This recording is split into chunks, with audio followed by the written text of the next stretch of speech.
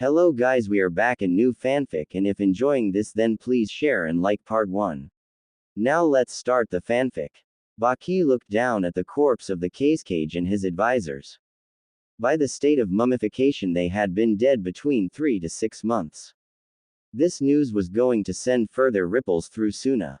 After falling to win thanks in part to Gaara losing in a titanic struggle with a surprising Leaf Genin, Konoha still stood and now had Jiraiya the Frog Sannin to lead its forces. Suna had no one on Jiraiya's level currently, or who at least was willing to come out of retirement. Peace, Baki was sure, wasn't going to come cheap. There was however one unexpected dividend: Gaara had been knocked out of his madness into sanity.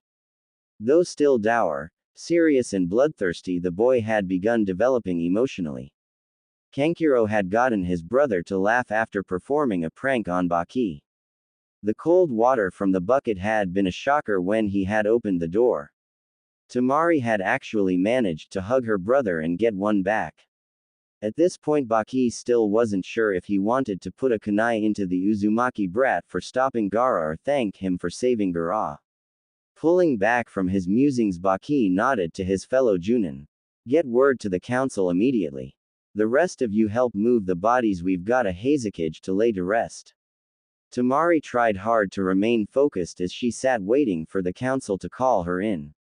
The peace negotiations had proceeded rapidly between Konoha and Suna, as both councils knew that they looked weak. The invading forces had returned home a few days ago, and yesterday had been both her father's memorial along with the memorial for all the other fallen ninja. That had been draining enough, but the realization that her own father had been dead for months was a shocking bit of news. She had been looking forward to seeing things patched up between them all. Although things had been tense for years between them after he became the cage and made her look after Gaara, he was still her father. Now she was the oldest in the family looking after Kankuro and her half-brother Gaara. To say she was distracted wouldn't be overstating the case. So when Baki motioned her into the council room, it took a few minutes for the lecture to kick in. In a cool voice Temari said, "So to sum up, I'm being sent to Konoha to marry a Leaf Nin as part of the treaty. With this being my final mission as a shinobi of Suna." Baki sighed and addressed his soon-to-be former student. "Yes. However, you won't be going as a genin." Tossing a parcel to Temari, Baki added, "You earned this. Remember to watch your back. You leave tomorrow at nightfall." Catching the package, Temari pulled out a sand chunin vest. It was with a certain irony that she would be a sand chunin for only a little over 30 hours that she slipped it on. Temari gave Baki a nod and walked out, her face a mask of iron. Baki however frowned as he watched Temari leave. She had been his favorite student out of his genin, partially because she favored wind techniques but also for her quick wit. Not to mention she was the most normal out of the 3 siblings. Teaching her had been a rare pleasure. She was more than capable as a chunin and had been for years. Oh well, with her gone he could start reading his favorite books again, Baki thought as a light blush crossed his face. Ika was fine if you were straight, but Kietsu, Joy, had done wonderful things with the male characters. Slowly packing her things, Temari felt the tears roll down her face quietly when the door to her room opened. Her brothers didn't even have a chance to remark on her chunin vest and set face when she came home, as she had went directly to her room. "Temari, you are troubled," Gaara said quietly. "Yes." Temari could only say sadly. "Yes, I am." As the sand started to whirl around Gaara, he said in a harsh dark tone, "Who made you troubled?" The killing intent was coming off Gaara in waves, yet for once Temari wasn't frightened. To her it felt as if Gaara was acting out to protect her, that she was perfectly safe.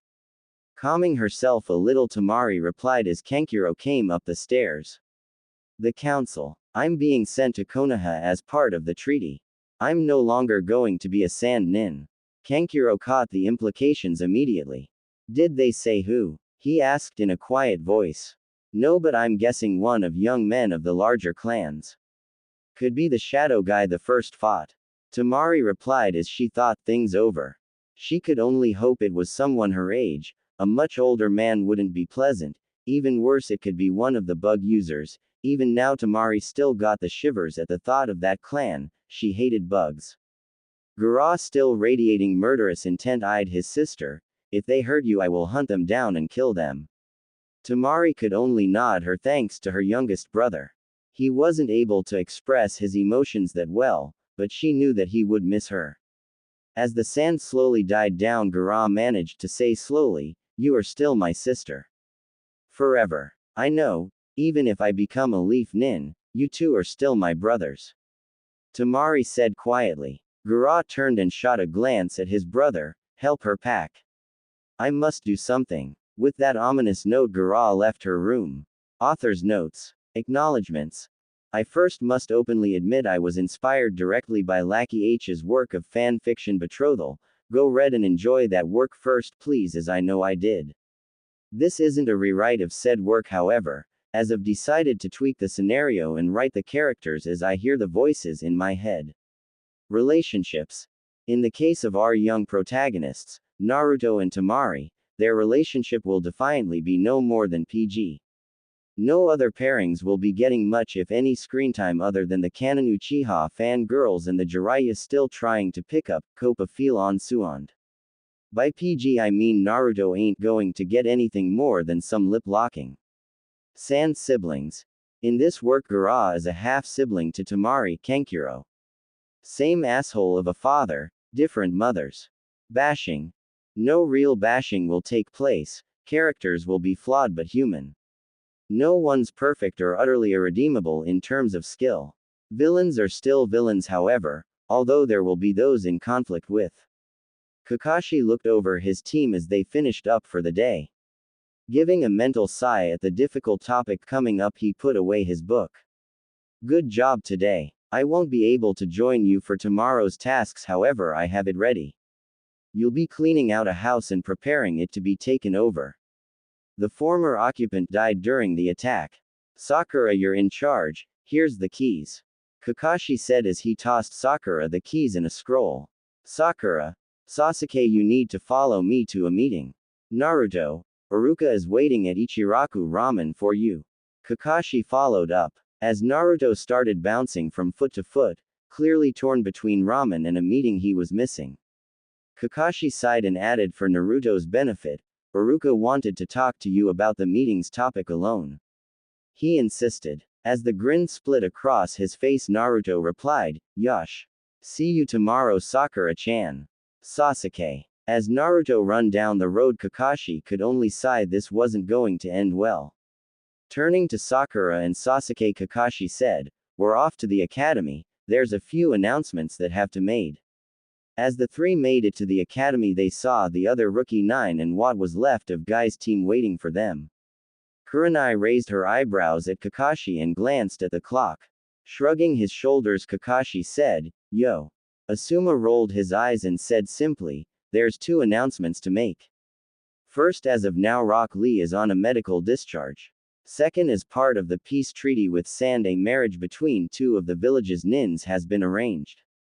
As the words sunk in, Shikamaru asked in a slightly bored tone, "This affects us how?" After all, it was likely to be an older Chunin or Junin, not any of the genin getting married. It was troublesome. Ino and Sakura exchanged significant glances. As long as it wasn't Sasuke, they were ambivalent. After all, it was only a week since the attack. Sakura was still sore from the sand user Gura. She wasn't too sure how she was going to react to a sand nin joining the village. In response to Shikamaru's question, Kurenai replied, "Apparently it's the Sand Kunoichi from the Chunin exam." Noticing the tense reactions from most in the room, Choiji was still munching away and Sasuke merely shrugged his shoulders. Kakashi spoke up, "She was following orders. The Cage was killed by Orochimaru and impersonated by him to manipulate Sand into attacking. Any one of you could be put in the same position." As the genin relaxed slightly, Kurenai continued on, "For now you all being assigned to keep an eye out for Temari and help her adjust to Konoha. When the marriage occurs, she will be made a leaf nin. Treat her like a future comrade, not an enemy. That brings us back to the first point," Guy said as he struck as his serious lecturing pose. Until Lee recovers and once more burns brightly with the fire of youth, my team is temporarily suspended. Since Konoha has much need of Junin, you will be forming 4-man genin cells. We will still train you, but you don't need our supervision for D-rank missions and low-risk C-rank missions. The assignments are as follows: Tenten will be joining Team Asuma under the leadership of Shikamaru, and Neji will lead Team Kurenai. Burn with the fire of youth and do Konoha proud. Guy proclaimed as he struck his good guy pose. Guy deflated a little after a moment as he clearly missed having Lee cheer him on. Sakura, however, asked in a slightly confused voice, Kakashi-sensei, who's joining and leading our team? Also, who's she marrying? Looking up from his book, Kakashi answered calmly, Temari. She apparently got made a chunin by sand, in response to your first 2 questions. As to who she's marrying. Kakashi paused to build up the dramatic tension as he let a smile cross his face. That would be Naruto. Naruto bounded down the street trying to think what Iruka-sensei wanted to talk to him about alone. Maybe it had to do with the Kyuubi, or maybe Shukaku. Frowning at this, Naruto thought of something else. Maybe they were going to have a talk with everyone's parents about something, and Iruka knew that Naruto wouldn't want him to be alone as all his friends' parents glared at him. Stupid Kyuubi, Naruto grumbled to himself, mucking things up. That was when Naruto realized he had reached Ichiraku Ramen. Slipping in beside Iruka, Naruto said with a genuine grin on his face, Iruka-sensei. Hey Naruto, Iruka said with a partial smile on his face. I'm buying you dinner tonight for doing so well at the chunin exam. Beating Neji was no mean feat. He was his year's best rookie. Grinning at the praise, Naruto replied in an aw shucks voice, it was a good fight, but his family sure messed up his head up. Turning to the old man, Naruto said, 1 large miso ramen to start. Then a curry ramen. Turning to Iruka, who was eating his own ramen, Naruto asked, Iruka-sensei, what's the meeting about that you wanted to see me separately for? Hey Naruto, we'll talk after dinner, alright, your first bowl's ready. Iruka said as he rubbed Naruto's hair. Nodding, Naruto turned to his noodles and started digging in. Iruka, on the other hand, turned his thoughts to earlier in the day as his appetite started to leave him. Kakashi, what's this all about? Iruka asked as he followed the Junin to the council room. Are they planning on making Naruto stay in his apartment even after the building's been condemned? Iruka said as he considered how he and Naruto would fit inside his own tiny bachelor pad. No, it's bigger than that. You'll find out when you go inside. Kakashi said as he led the chunin onwards. The two had clashed occasionally over Naruto, but then again Iruka was a lot less persistent and quieter than Sakura's mother. 3 minutes later, Kakashi grinned as he heard Iruka's bellow of, what? Are you all insane? The news had gone down as well as Kakashi expected it to. He himself had been surprised at the choice of Naruto, but a few of the elders and counselors had raised a few valid points in favor of the arrangements. He wasn't likely to find a family in Konoha ready to accept his pursuit of their daughter. Also, Hiashi had raised the issue that Naruto as a Jinchuriki was a priority target in any conflict and was going to be living a rather risky life. If the boy wanted a family, he was better to start earlier than later. Frankly, Kakashi suspected Naruto was going to stick around for a long time to come. But then again, one never knew with a shinobi's life. The more spurious reasons Kakashi knew were directed out of hatred to Naruto, but the good in this case Kakashi thought outweighed the bad. Besides, she was a spunky blonde, the kid had landed a looker. Iruka, though, was nearly having a heart attack. He's 12. How can he get married? Homura sighed in frustration. Sarutobi had specified that Iruka was to act as a stand-in parent for Naruto. Engaged for now. The marriage will take place when he's 14, which is the age of consent. Consent? How the heck can Naruto consent to this? Iruka yelled as a vein throbbed on his forehead. As a ninja of Konoha, he will undertake the assignment. Koharu added. Glaring hard at everyone, Iruka added, I expect of course that you'll be putting them together in Naruto's apartment, of course. Which, considering it's supposed to be torn down next week, means the two will be on the street. No, Hiashi replied calmly, Given the importance of the treaty and this marriage, the village will be buying the two of them a suitable property, something discreet, defendable and presentable. She is the daughter of the former cage. A bachelor pad would be an insult. From Aruka's point of view, the conversation took a turn for the worse after that. A number of the old clans still arranged marriages at a young age for their children. For the rest of the ninja in Konoha it wasn't the case, and marriage treaties were usual between children of clans. In fact, the only good reason Aruka heard was that Naruto was practically the only one who could face her brother. At least some council members recognized Naruto's strength. Aruka watched Naruto work his way through a 10th bowl of ramen. Hey Naruto, slow down a bit, I want to teach you a jutsu after dinner. I can't do that if you have to sleep off your meal. Eyes brightening at the prospect of a new jutsu, Naruto bounced in his seat happily. A new jutsu? That's terrific Aruka-sensei, you're the best. Slowly pushing his bowl back, Naruto was torn between his two loves of ramen and jutsus. However, he had just eaten 10 bowls of ramen, so that was more than enough to make a new jutsu very tempting. Jumping down, Naruto said, "Thanks for the ramen, old man." As Aruka paid up, he called out, "Naruto, we're going to practice ground 33. Nodding, Naruto charged ahead, practically flying at the thought of learning a new jutsu. Would it be an elemental jutsu, or maybe a genjutsu, or even better, a prank jutsu? A few minutes after Naruto got to practice ground, Aruka showed up. Hey Naruto, ready to learn a new jutsu? Aruka called out. Right. Here goes. Aruka said as he ran through 4 seals and called out, Kirei Kisaku no Jutsu. Naruto didn't notice it, but Aruka suddenly had minty fresh breath. So of course he started complaining. Kirei Kisaku no Jutsu. That's it. Rolling his eyes, Aruka decided to fill in Naruto on the jutsu's function. Naruto, listen to me carefully. Now I'm assuming you want to date girls, right?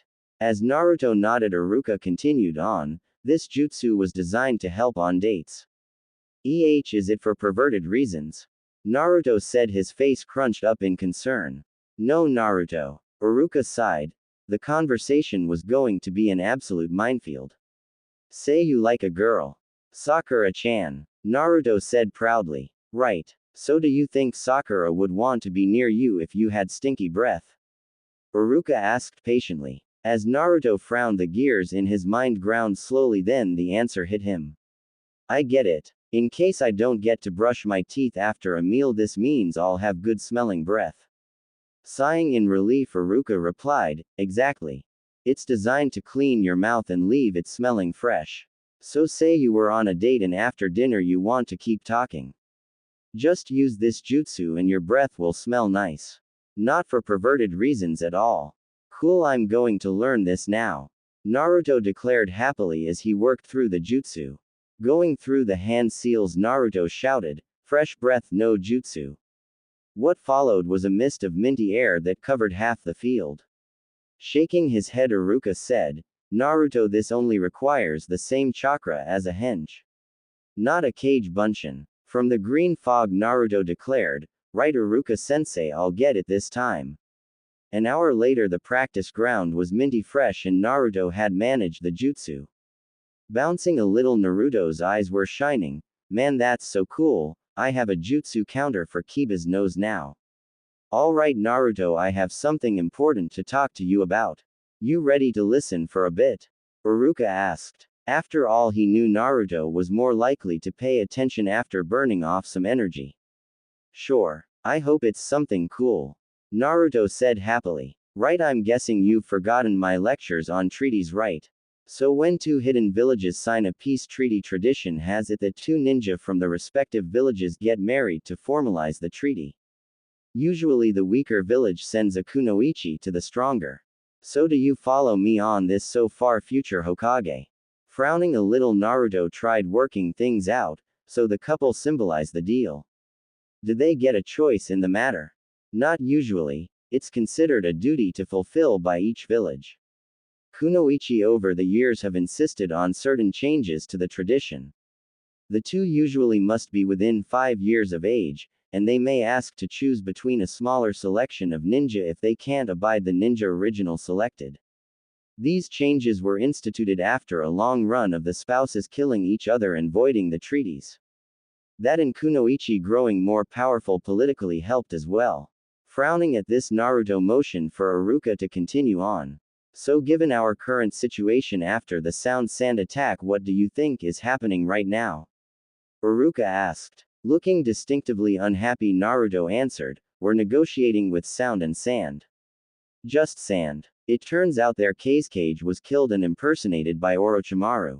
He tricked them into war with us. Iruka replied, waiting to see Naruto's reaction. Idiots. Naruto snorted in disgust. To have been fooled like that, Naruto would have known right away if the third had been replaced. Right. So as the weaker party in the negotiations, they are sending one of their kunoichis to Konoha. Iruka continued on, in fact I learned it's the one who wielded the fan in the Chunin exam. Sabaka Temari. She's the former Cage's daughter. Recalling the girl, Naruto went through his memories of the girl. From the confrontation at the start of the exams to the battles he saw her in. Her brothers are nuts. Naruto said quietly. It's not like she did anything really bad during the exam. I mean, she was following orders, right? That's correct. Do you remember the lecture on orders I gave you? Iruka asked. Yup. Ninja must obey the orders of superior officers. Even if it is something illegal, it's the superior's fault. Naruto answered. Right, so do you hold a grudge against her? Iruka asked carefully. Not for that. Naruto replied with a grin on his face. She didn't stick around, so I couldn't fight her to show my abilities off as a Chunin candidate. Rolling his eyes a little, Iruka replied cheerfully, it took me 3 tries to get to the 3rd stage. You'll do it next time for sure. Getting serious, Iruka decided to get to the real heart of the matter. This of course brings up the question of who was chosen as the ninja to marry her. I hope it's not Rock Lee. Imagine marrying fuzzy eyebrows and having fuzzy eyebrow kids. Naruto interrupted, laughing. Sighing a little, Iruka said, no, not Rock Lee. Actually, it's you. A pin dropped in the practice yard would have seemed loud in the silence that followed. Naruto's face had dropped and a blank stare remained for a minute. Iruka watched, feeling distinctly sorry for Naruto. The poor boy had to put up with a ton of crap over the years, and here he was being dumped on some more. Naruto. Sakura shouted in disbelief. Naruto's the one getting married. Inner Sakura, however, was excited. This meant more Sasuke time without Naruto harassing her. Hinata, however, had gone pale with shock, as all the blood had left her face. Ever since their conversation before the tournament, Hinata's crush on Naruto had deepened. Now her heart was being torn in two, as Naruto would be lost to her forever. Closing her eyes, Hinata felt the first tears start to flow. Neji and Kurenai both exchanged glances. Kurenai and Neji had talked before the meeting about Hinata's possible reaction. Neji had apologized to Hinata for his treatment of her, as she had been the only member of the main family to show him any kindness. Things were beginning to be patched up between all of the Hyugas. All due in fact to Naruto, but that still didn't mean his uncle would accept Naruto as an acceptable suitor. Hiashi had ranted about Naruto being trained by a long line of perverted ninjas, and how Naruto had joined their ranks. Neji had seen Hiashi go livid after the first public incident of Naruto's infamous jutsu. Kurenai, however, was surprised that Hinata had held together so well. Before the Chunin exam, Kurenai was positive Hinata would have fainted from shock. Kurenai knew that Hinata was going after a boy who hadn't noticed her that much. The difficulties of the teenage heart were going to cause Kurenai plenty of trouble over these next few months. Shino sat quietly as a wave of jealousy washed over him. Temari was, in his opinion, a fine potential mate, not to mention her legs, oh those long beautiful legs. Clenching his fist, Shino started to marshal his arguments to the clan elders to urge them to switch Naruto with himself. She deserved better than Naruto. Kiba, however, was on the floor howling with laughter. After a swift kick by Ino, he managed to choke out, poor girl. Being married to Naruto, before collapsing back into laughter. Ino, after a few giggles, remarked, I am so helping her shop to get better clothes on him. Ha, he's a boy who needs to be whipped and fast. Shikamaru merely remarked, troublesome. At least Naruto can deal with her brother. Sighing, Shikamaru considered the various aspects of the deal. Naruto had much improved since the academy, and Temari was a strong kunoichi. This smelled like something troublesome women like his mother or Ino would cook up. Choiji, however, was munching away quite happily. After all, weddings brought feasts and great food, not to mention all the other social occasions. Things were looking up thanks to Naruto. Tenten was looking forward to a rematch with Temari, as powerful battle-orientated kunoichi were few and far between.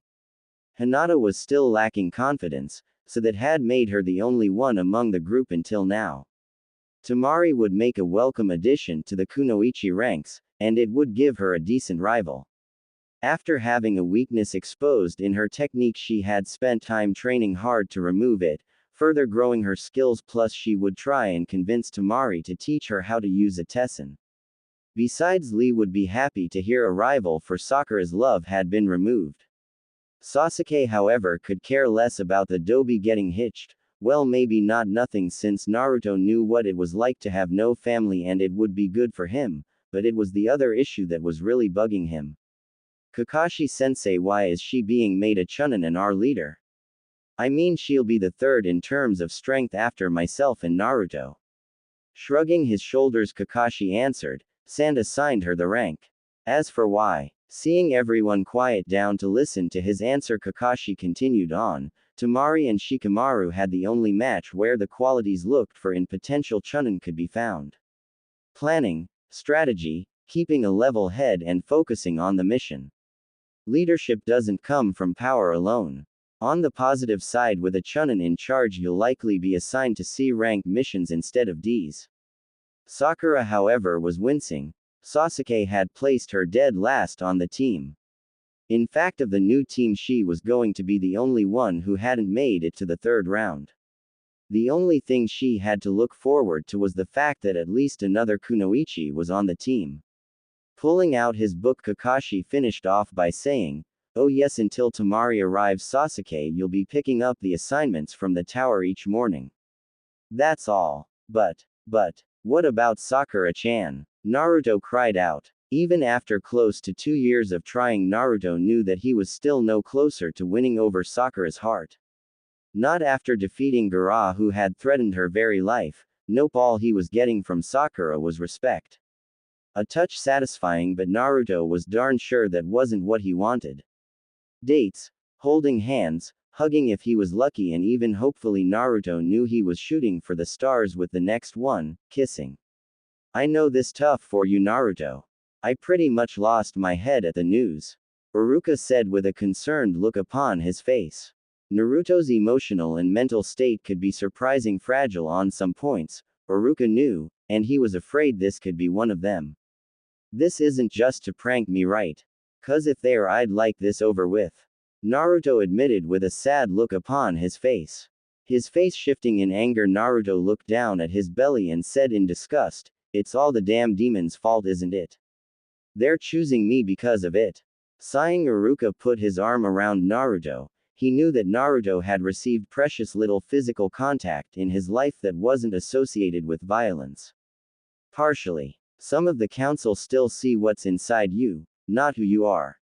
A few of the better ones, well, they figure you're still going to have a hard life because of the Kyuubi, so they thought the earlier you start a family, the more chance you'll have to enjoy them. A few see this as an award for your actions during the exam. Some of the others just want you under a wife's thumb. One of the older ladies said, Troublesome boy needs to have a wife to keep him under control. Burying himself into Iruka's chest, Naruto shook for a minute. Iruka knew Naruto wasn't crying, but he still needed some means of emotional release. Hey little brother, you alright? Iruka asked after Naruto had stopped shaking. Pulling himself up, Naruto took a breath and asked, She wasn't given a choice either, was she? I don't believe so. It's the decision a cage or council makes. The only other choice is to becoming a missing nin. Iruka replied honestly. So she's been taken from her family and told to come here. It's a mission for the both of us. Naruto said slowly as his face became resolved. I may not like it, but it's still a mission I'll fulfill. Sighing, Iruka mussed up Naruto's hair. Thanks for taking this so well, Naruto. On the good news front, the village is buying a house for the two of you. They'll let you know before the end of the week. A grin split Naruto's face. Hey, that is good news. I'd bet Temari would be pissed at camping out. Girls tend to be when they don't want to. Too true. Iruka sighed as he remembered the shocked silence on one of his date's faces when he suggested a camping trip. Frankly, at this point in time, Iruka wasn't surprised Naruto was getting married before him. Almost all the girls he dated ended up wanting to be friends with him. It had been the comment of, "You're like a brother, kissing you just doesn't seem right," that was going to doom him to bachelorhood. Shaking his head, Iruka focused on the other message he needed to deliver. You know Rock Lee, right? At Naruto's nod, Iruka continued talking. He's going to be months recovering if ever. With the current manpower shortage, 4-man genin teams are being used for D-rank missions. The Junin senseis are being assigned missions to help cover things. So Team Guy is being suspended temporarily. Tenten has been assigned to Team Asuma, and Neji to Team Kurenai. Let me guess, Temari will be assigned to my team. Naruto said calmly. Correct. Since she was made a chunin by Sand, your team will likely get C-rank missions. Iruka said with a slight smile on his face. Naruto really did have a good brain, it was getting him to use it. Come on Naruto, let's head back, you've got a mission in the morning and I have a class to teach. Iruka said in a tired voice as he started to leave the practice ground. Jiraiya was not a happy camper. In fact, the best way to describe his mood right now was irked. This was not because he had been found peeping and had failed to get away, or at least failed to cop dozens of feels while being pummeled. Nor was it because he, the great frog hermit, had been talked back to by one of his summons, a trend that was on the rise ever since the brat had signed the contract. Heck, it even wasn't because Jiraiya was brooding over his fellow Sannin. Well, in the case of Suand, more lusting than brooding, she was still a fine-looking woman even under her genjutsu. Koharu and Homura were pestering him to put himself forward as the candidate as the 5th Hokage, a choice from their position that was understandable. After all, Jiraiya had trained under Sarutobi and had then trained the 4th, and who else stood out among the Konoha shinobi as a potential candidate? Aside from the fact that Jiraiya wanted the job just as much as he wanted to participate in an all-male orgy, Orochimaru coming back on his hands and knees repenting for all his past sins and vowing to give up his lust for little boys was more likely, Suand remained the best candidate. Their badgering had certainly left a sour taste in his mouth, but what was really irking him was the conversation he had with them regarding the 4th's legacy, one Uzumaki Naruto. With the news of whom Suna's council had picked as their sacrificial kunoichi for the treaty, the graybeards and doddering fools on Konoha's council decided to pick Naruto. Oh, a number of the older women grumbled that they wanted him under a woman's thumb, and a few actually thought they were doing a boy a favor since it was obvious he wouldn't be allowed to marry anyone in Konoha, but Jiraiya knew better. The majority of the idiots truly saw the boy as the Kyuubi, not as its jailer. Sipping away at the sake in front of him, Jiraiya planned out his next course of action for the boy.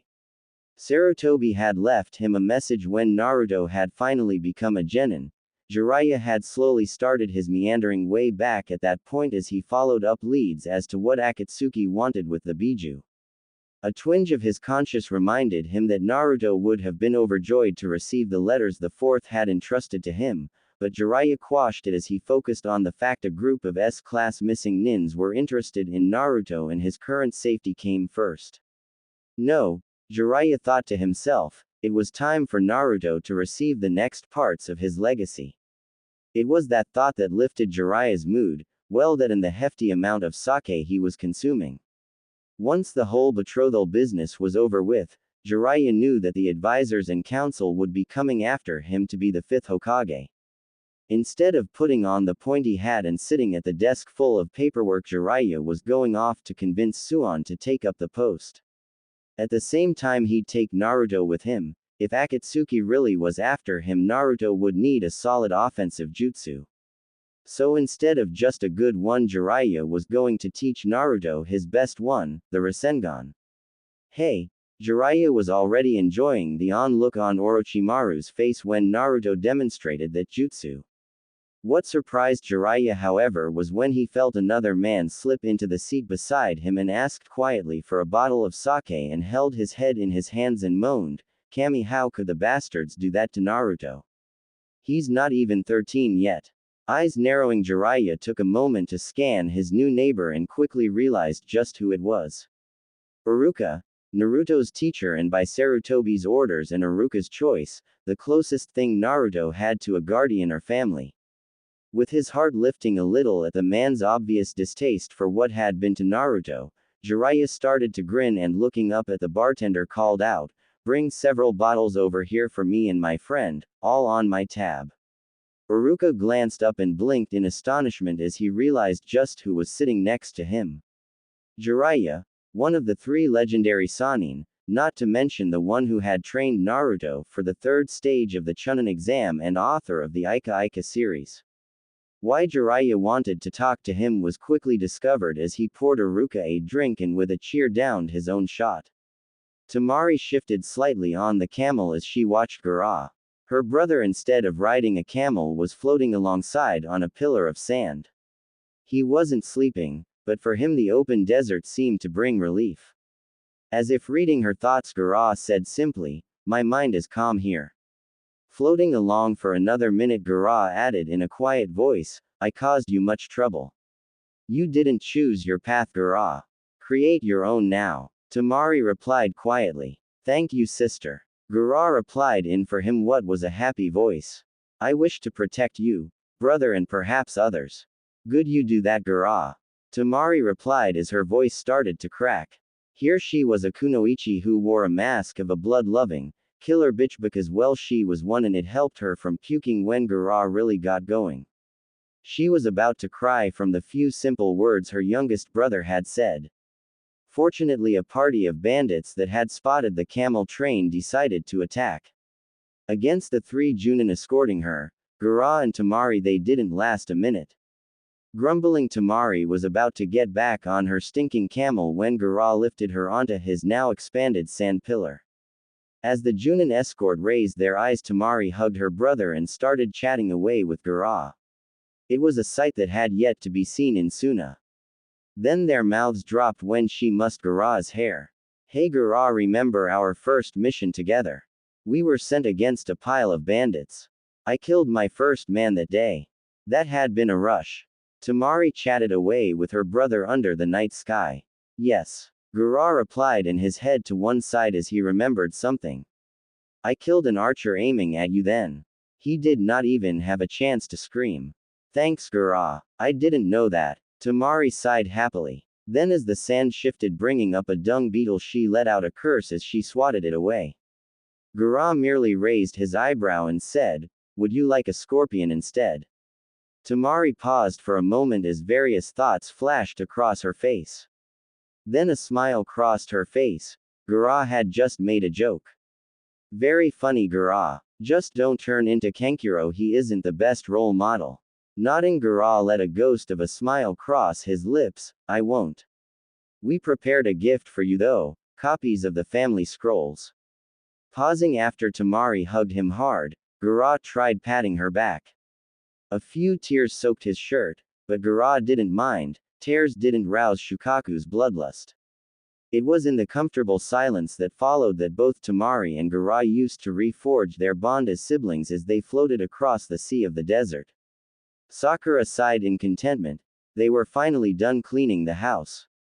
The former owner had been an old single chunin who had collected weapons from all over the world, and not to mention a whole pile of knickknacks. What had been worse were the multiple meals left all over the place. Now the small house had been thoroughly cleaned, aired, and all the minor things repaired. Naruto had proven surprisingly useful during the mission. He was very much used to cleaning and making minor repairs and would use his kage bunshin to help. Sasuke as well knew how to clean, but had spent much of his time going through the weapons. Kakashi's notes covered the fact that they were welcome to choose any weapons they wanted. Apparently the man's friends had taken away mementos already. After that all the useful weapons would be stockpiled and the rest judged for historical value. Sakura had replenished her basic weaponries and had taken a ceremonial knife that was decorated with cherry blossoms on the sheath. Sasuke had merely restocked and grabbed training weights. Naruto however had found an old but still in good shape sand battle fan. At Sasuke's questioning glance Naruto merely shrugged and replied, "Like I could afford a better present." That of course brought up the whole subject of Naruto and Temari getting married as part of the treaty. It wasn't that the three hadn't wanted to talk about it, the other two would always shift the topic. Not now however as Sakura decided to take the opening. "So what are your thoughts on the whole situation Naruto?" Sakura asked quietly. Stuffing a few kunai into his pouch Naruto had a look of intense concentration on his face. "It's a mission we've both been assigned to do. So I'll perform it to the best of my ability as I'm sure Temari will." Glancing at Sasuke's smirk Naruto fired back, "It's not like either of us was given a choice. They could have picked you or heck even sent Sakura to sand. I'll just make the best of it and continue improving. Besides it's not like either of us got made chunin." Wincing at that Sasuke answered, "True Dobi. I mean why would she choose to get married to you? Like she'd want to marry a Tem like you. Though that would have pissed off your fangirls." Naruto said with a sly grin across his face. "Speaking of which since you could date all of them but don't, the guys are starting to wonder if they have to watch their backsides." Naruto dodged the hail of shuriken as Sasuke growled, "Dobi that's low just cause I prefer more mature women." Wincing slightly Sasuke realized what he just admitted, Naruto was going to bug him about this forever. In fact Naruto grinned in delight and asked, "So like Nara Yoshino, or maybe the old granny near your house maybe? Even better Kurenai sensei heck she's hot enough to crush on. Or maybe Kiba's mom." Naruto rolled out names at fast pace. "Naruto." Sakura screamed as she beat Naruto into the ground. It couldn't be true, it just couldn't. Sasuke couldn't like older women. Snarling a little Sasuke glared hard at the Dobi and bit out, "Not Kiba's mother either." "Dobi." Managing to strain himself upwards Naruto got out, "Ooh his sister." Sakura made Naruto eat dirt after that remark. Blushing slightly Sasuke replied, "Whatever Dobi. I'm going to start hauling these boxes away to be sorted." Sakura finally started to think about what had just happened. Hana. Inuzuka Hana. God there's no way Sasuke should have a crush on Hana. Crap how am I going to compete against that? Sakura thought. Ino was going to scream about this as well, a new rival had appeared. Naruto sighed as he dusted himself off. Limping slightly he got a pile of clones to start hauling the boxes. "Hey Sakura-chan get moving we don't want to be all day at this," Naruto called out. Temari untied her sand forehead protector from around her neck and gave it Gara. They were at the border and three-leaf nins had just finished transferring all her goods to a cart and were waiting for her to say her goodbyes. Gara calmly tied her forehead protector around his arm and said in a quiet voice, "So I always have part of you near." Then reaching into his gourd Gara pulled out a package and opened it to reveal a forehead protector with the kanji for beloved inscribed on it. "I had this made for you. To wear until you wed." Reaching up Gara tied it around Temari's neck in her usual spot for it.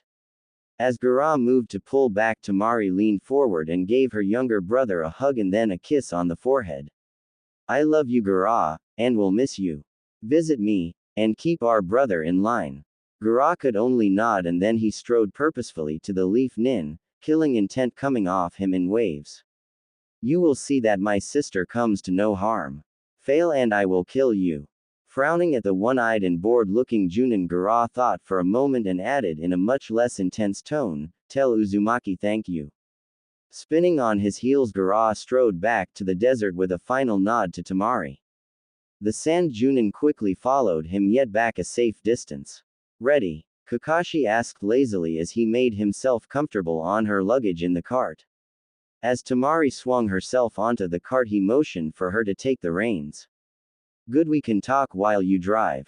Starting the team in motion, Temari asked the question at the top of her mind as the woman Chunin walked steadily in front, and the man in a long coat behind. What's the escort plan? Raising his one eyebrow in slight surprise, Kakashi asked, why do you want to know? Keeping a straight face instead of a scowl at this test, Temari replied, simple, an attack that succeeds in killing or hurting me badly will void the treaty and likely set my brother off. Rock is a likely candidate, not to mention Sound or any of the other more ambitious villages. So obviously you have plan in place to safely return to Konoha. If I know the plan, I can assist, not being useless.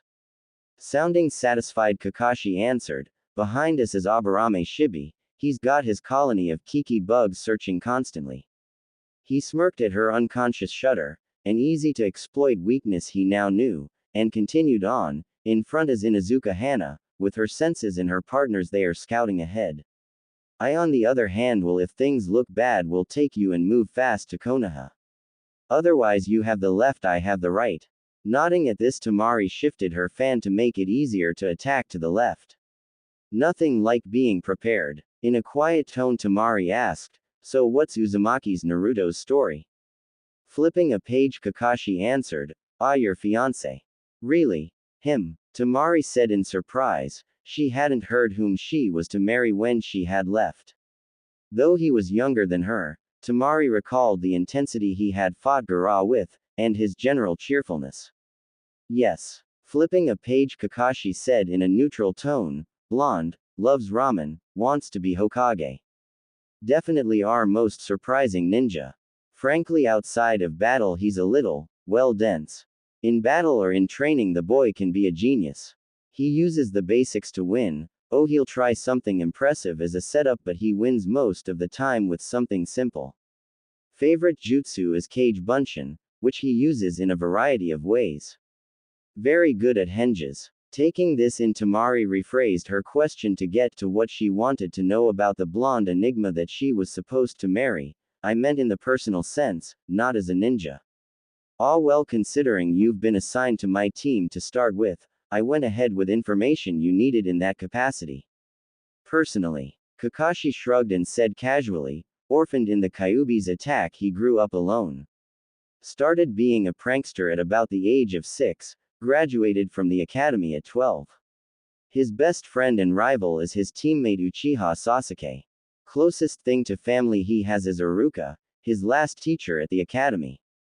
He's not particularly popular in town, especially among the older generations. He's making friends among his own though. Chewing over this for a while, Temari let the miles pass by. Kakashi slowly worked his way through his book as the time passed.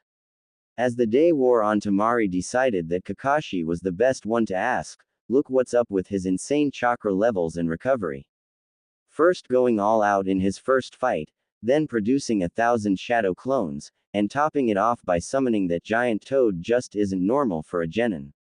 Kakashi shrugged and answered, Naruto will have to tell you himself.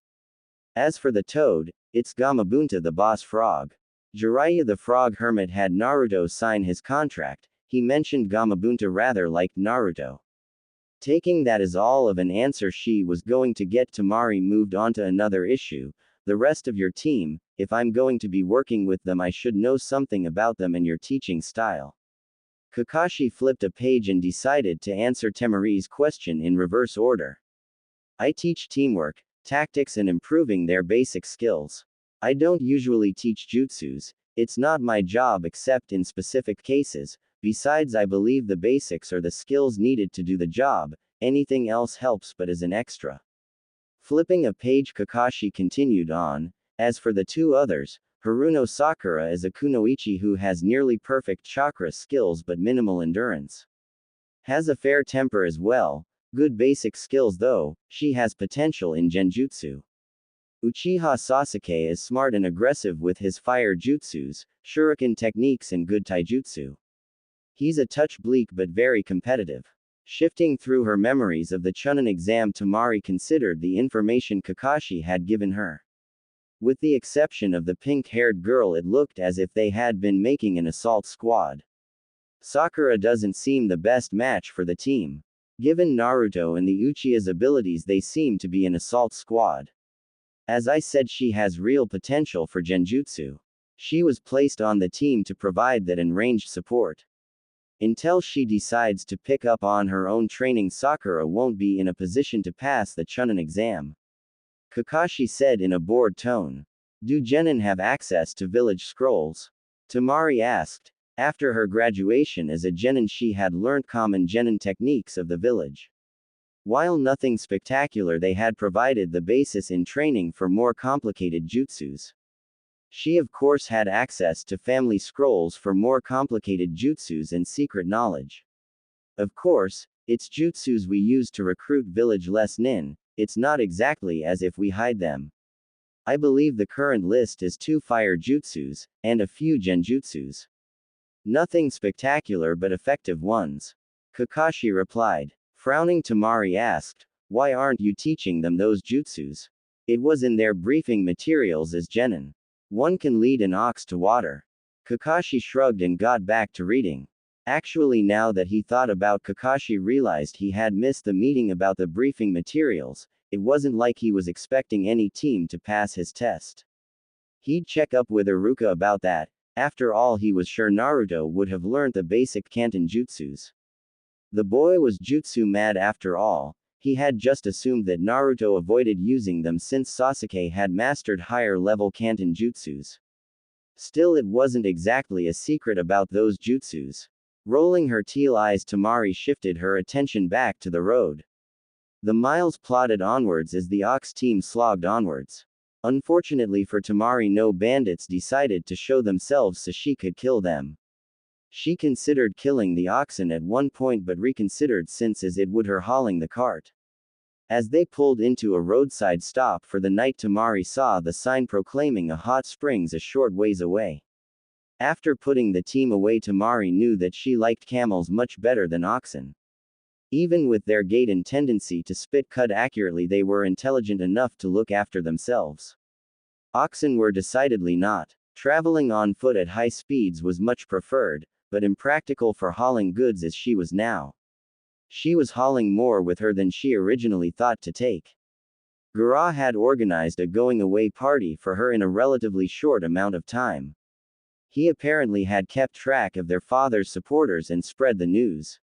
Having Gaara loom on one's doorstep had an effective response, and her fellow kunoichi friends had spread the news fast as well. As a result, a veritable showering of gifts had occurred. For some of the kunoichi, Temari knew it was out of relief for not being chosen. She would have felt the same if it had been another kunoichi instead. Securing a tarp over the goods, Temari headed into the lodgings. She was sharing a room with the woman, Hana, and Temari had noticed that she was partnered with 3 wolves of some kind. So it was upon entering the room that she was greeted by the 3 wolves growling at her. Stopping, Temari glared back for a moment before Hana turned around and snapped at them, "Boys, quiet down," and Hana turned back to sorting through her travel pack. As they whined a little, Hana just growled in a low, hard tone that got a yip from one of the animals. Raising an eyebrow, Temari tossed her travel bag by the foot of the other futon in the room. Pulling out her fan, Temari carefully laid it down beside the futon she had claimed for her own. Shifting through her memories of the Chunin exam, Temari recalled the opponent Naruto had fought in the prelims. He had a much smaller animal, but the same sort of facial tattoos as Hana. Before Temari could speak, Hana turned around and flashed her a fang-filled grin. "There's a nice bathhouse a short run away. I don't know about you, but traveling slow always makes me dusty." Letting a grin cross her own face, Temari realized that Hana wasn't going to be holding grudges over the recent attack, or at least not enough to deny a travel-worn woman a chance to freshen up. Not to mention I now smell of camel. A bath would be perfect." Temari replied happily. Rummaging through her travel bag, she pulled out a change of clothing, identical to her current wear but a rust-colored dress instead of light purple. "So that's what the smell was. I was trying to place it," Hana remarked with a wry grin on her face. Seeing Temari ready to go, Hana whistled and moved out into the hallway, followed by her companions. Waiting for the last of the three wolves to leave, Temari pulled out an average-sized tessin from her bag. While it wasn't as effective as her battle fan, the regular fan let her use jutsus, albeit at a much less powerful level, without being obvious that she had a weapon. Frankly, for her it was a backup weapon. It nonetheless would give her guards time to catch up with her in case of an attack. Kakashi, I'm taking Temari to the baths as planned. The boys will be on the perimeter. Hana said as she poked her head into Kakashi's room. Here I was all set to take that duty. Oh well, I guess I'll read instead. Kakashi replied in an easy manner. Pulling out of Kakashi's room, Hana rolled her eyes and motioned for Temari to follow her. An hour later, Temari was feeling much more human as she slipped into the hot springs beside Hana. Being clean was a wonderful restorative, even beating shredding a bandit into red mist. Hana herself looked relaxed as her unbound hair floated on the water. Temari's hair was only shoulder length when she let it down, but it was floating as she submerged herself neck deep. I'm guessing you didn't volunteer? Hana asked quietly. No, it was an assigned mission. Temari replied frankly. For kunoichi of high families, the realities of arranged marriages were a sword over their head. The saying went, your body is merely another tool. Expect it will be used one way or another. Then again, the average kunoichi, unless she married young, was expected to undertake courtesan missions. Their bodies were used one way or another. At least she wasn't sleeping with some old man as part of her mission. Instead, she had been bartered away as a political bargaining chip. Keeping her face still, Hana replied honestly, at least among the younger kunoichi, I'll spread the word. That way you won't have a totally frigid reception. All of us who possibly face the same situation will sympathize. The older ones likely won't. Keeping her face straight, Temari replied honestly, given that it's been slightly under 2 weeks since the battle, I'm not surprised. Shrugging her shoulders, Hana replied, among those that lost somebody, no, I wouldn't be. It's also the issue of whom you've been engaged to. The Uzumaki boy is very much. Hana paused to choose her words carefully, even though she didn't know the secret. She and other children had been taught to keep clear of the boy, to fear and hate him. Kiba's lose to Naruto and his defeat of Neji had caused her to reconsider the boy. Has been the village pariah for most of his life. It's changing, but it's still there. Wincing a little at the news, Temari realized things weren't going to be easy at all in adjusting to her new life. Sure, everybody back in Suna avoided Gara like the plague, and her as well to some extent, but that was out of fear. Gara would randomly kill people depending on his mood. This was going to be worse, it seemed, but as she had said earlier, this was a mission. Why are people jealous of his abilities? Temari asked. Shaking her head, Hana answered, I don't think so. It's always been a mystery to me as to why he's been treated that way. Shibi might know, or Kakashi. Shivering at the bug user's name, Temari replied, no. I'll wait. Sharing one's body with bugs, ugh. With a single bark of laughter, Hana replied, so there is an upside to being married to Naruto. At least it isn't Shibi's son in your case. Putting on a steely face, Temari replied, I'd insist on someone else. I'm sure he's fine, but the whole bug thing just creeps me out. Oh, he's the methodical, intelligent type. Cute too once he takes off his jacket. I'm sure some girl will fall for him. Hana gossiped back. Raising an eyebrow, Temari asked, you know this how? He's on the same team as my little brother. My mother invited them over several times. Hana replied back. Uruka had to admit the house was more than suitable as a wedding gift. Located on one of the nicer outskirts of Konoha, the two-story house was on a large fenced lot with green space in the front and back. Trees surrounded it, created the illusion the house was isolated and peaceful. Interestingly enough, one of Naruto's new neighbors was Maida Guy's family home. Though Guy had his own place, he still came by to see his parents, or as Naruto put it, fuzzy eyebrow senior and wife.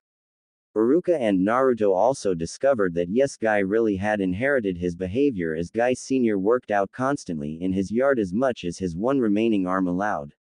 Fortunately, Guy Sr. didn't wear the dreaded green outfit, much to Naruto's relief.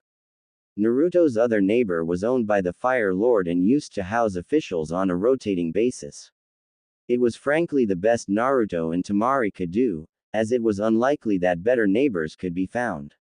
The Maetas had quickly been won over by Guy's declaration of Naruto's passionate youth with cheers from both father and son. The officials were likely to ignore Naruto since they didn't stick around that long. Rolling his eyes, Iruka watched Naruto direct his bunchins as they moved his few belongings into his new house. Prominent among them was the old worn couch that Iruka knew was actually quite comfortable to sleep on the few times he had stayed at Naruto's. Oddly enough, after the couch it was one Bunshin's carrying a case in particular that received special care by the others. Not that Naruto would treat his ramen stock any other way. Moving into the empty but clean house, Iruka grinned as Naruto carefully ordered the placement of the couch with much grumbling from his Bunshins. The ramen was reverently being put away by one of the clones into a cupboard in the kitchen. The place was hollow with the utter lack of furniture. Not too much of a surprise, Naruto really hadn't had much of a chance to accumulate furniture. Dismissing most of the Bunshins, Naruto had a blank look upon his face as glanced around at his change in living conditions as if truly taking it in. Iruka-sensei, this is really happening, isn't it? The marriage. Temari. This house. Naruto said quietly as the blood drained from his face. Putting as much compassion and concern as possible, Iruka replied, yes. Yes, it is. Sighing a little, Naruto said in a very calm, quiet voice, I hope she likes it. Before Iruka could reply, the door opened and Sasuke called out, Hey Dobi, you here? We've got another mission. The blasted cat needs to be caught so it can get neutered. Naruto's face shifted gears as a smile passed his face. Hey Tem, I'll be ready in a minute. Finally, revenge against that blasted cat. Chuckling evilly, Naruto secured his ninja gear as his Bunshins tossed it to him. Iruka had heard all about Naruto's many retrieval missions of the cat. Whenever the Fire Lady visited Konoha, the cat tried to escape. Rumor had it she visited so often to shop, and not just for clothing either. Apparently she liked handpicking the shinobi chosen for public guard duty. Her tastes ran to trim young men with well-turned-out calves. Shaking his head clear, Iruka grabbed his own house-warming gift. Not knowing what Temari was able to bring, Iruka figured she'd at least need a bed. Naruto's Iruka knew would soon be too small for him as well. So he had purchased them each a bed and matching futon. To fit his budget, Iruka had gotten them from a popular assemble-it-yourself store. Opening the box in Naruto's room first, Iruka could only groan at the instructions written in the blocky letters of another language. Fortunately, it was his day off, so Iruka had lots of time to put the beds together. At worst, Iruka would make it work ninja style if he had to. He wouldn't be able to do much for the next month with the stack of C and B class missions ahead of him. He would though be back in time later this week to meet Temari if she arrived on schedule. Shaking his head, Iruka started considering his own love life, or lack of it. After the invasion and the missions he had to start taking again, Iruka realized that he was ready to settle down. Naruto was a taste of fatherhood and Iruka wanted more. Unfortunately, his problem was finding someone to settle down with. Maybe it was finally time to talk to Anko. When they had both been students, she had helped him pull off pranks with great humor. He had only rarely seen her true smiles ever since she had gotten back from Orochimaru. She was the closest thing he had to a sister, and one of the few women he could actually talk honestly and openly to. That, and she always got a laugh over his love life. She humored him, but said she would only help if was planning on getting serious. After all, she wanted to have nieces and nephews to spoil. Others had always wondered about the two of them, thinking they were getting together or destined to, but Iruka didn't care. Anko had simply been his first friend after the death of his parents.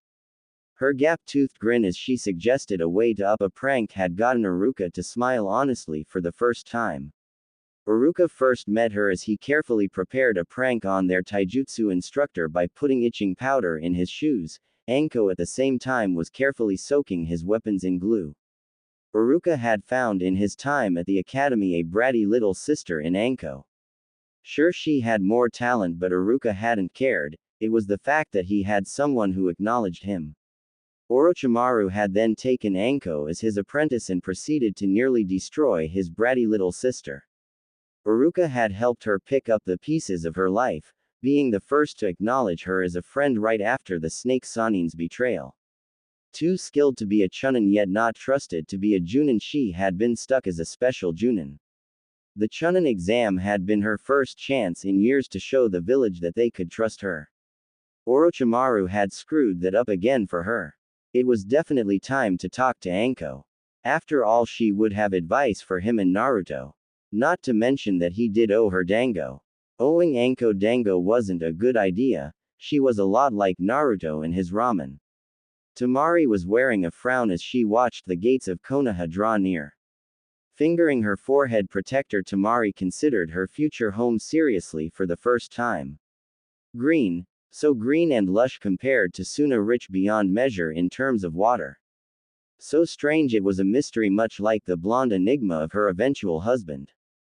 Fingering her battle fan, Temari felt the tension in her back as she waited for an attack. Nobody had attacked them during the trip and Temari was somewhat relieved. After all, if she was going to be assassinated, it would be by an elite Junin team. Given the protection Konoha had sent, anything else would be a waste of resources. Kakashi would kill anything less easily. Releasing her grip on the fan, Temari hopped down to present her paperwork to the gate guards. He stared coldly at her sand ID and then back at her. With a slow drawl, the Chunin said, "So you're the Kunoichi Suna's offering up on a platter." Giving her the once-over, the guard added, "Hitaki, the council wants you to bring her to them immediately. The rest of your team can drop the things at the Brat's new place." At Kakashi's disappointed gaze, the guard merely shrugged his shoulders. Temari followed him with her travel bag slung over one shoulder, not wanting to keep too far away from her commander guard. Temari had reached a friendly professional relationship with Hana. Kunoichi had to stick together, and Temari was one of the few who actually were interested in frontline ninja work. Hana would see that her goods would be safe until Temari could collect them. Staying in Kakashi's shadow as she mulled things over, Temari realized that he had stopped in front of the Hokage's building. Brushing herself off, Temari motioned for Kakashi to lead on. Nodding, Kakashi led her up and into a secure council chamber. Giving a shrug of his shoulders, Kakashi said simply, "Yo." Feeling like she was being sized as a piece of meat, not even as a ninja, Temari had to fight to keep control of her emotions. As much as she wanted to say something to piss off the council, it would not be good. Remaining in at attention, Temari waited for the council to make the first move. A white-eyed stern man, the head of the Hyuga clan, Temari was sure, stood up and remarked, "Welcome to Konoha. I would remind you that you represent the peace between leaf and sand. Act according to your station." Temari wanted to shout at the asshole but settled for cursing mentally, "Stuck-up arrogant prick. You're not the one simply handed over like a scroll, torn from your family without a choice." Not that it showed, as Temari replied calmly, "Hi." Nodding calmly, Hiyashi continued on, "There will be a public engagement ceremony in 7 days' time when the treaty will be signed. A small fund will be allocated for you to properly prepare for the ceremony. Ah, my mistake for both you and your fiancé. You may go." Bowing, Temari left the council chamber, her eyes flashing in a violent temper. She had been treated in a cavalier manner and really wanted to kill something at the moment. Taking in Kakashi reading his perverted book, Temari wanted to yell at him. Scrunching up her nose, Temari turned a full-force glare on a scarred Chunin and snapped, "Yes, what do you want?" Flinching a little, Iruka wondered how to deal with this obviously pissed-off female. Grinning slightly, Iruka gave her a bow and answered, "Temari, I'm here to take you to your new house." "I'm Iruka." Flashing through Temari's mind was Kakashi's remark that an Iruka was one of the closest things to family Naruto, her fiancé. It was still odd thinking about that. Pissing Iruka off was not on the list of things Temari should do. Better sense taking over, Temari replied confidently, "Sabaka Temari. I understand you taught my future husband. Uruka mentally winced at the uncertain manner in which Temari spoke the last word. Not that he blamed her. At 15, marriage was a topic that he had never been seriously considered. Yet here she was being forced into one. Swallowing, Uruka nodded and answered, "Yes, I was. Not that Naruto was a good student, mind you. Getting him to sit still was very difficult." That at least brought a quick smile as Temari replied, "Kankuro was like that too." But as soon as Temari realized what she had said, a wave of sadness passed over her. She wasn't going to see her brothers again for a long time. Uruka paused a moment as he noticed the waves of emotion passing through her eyes.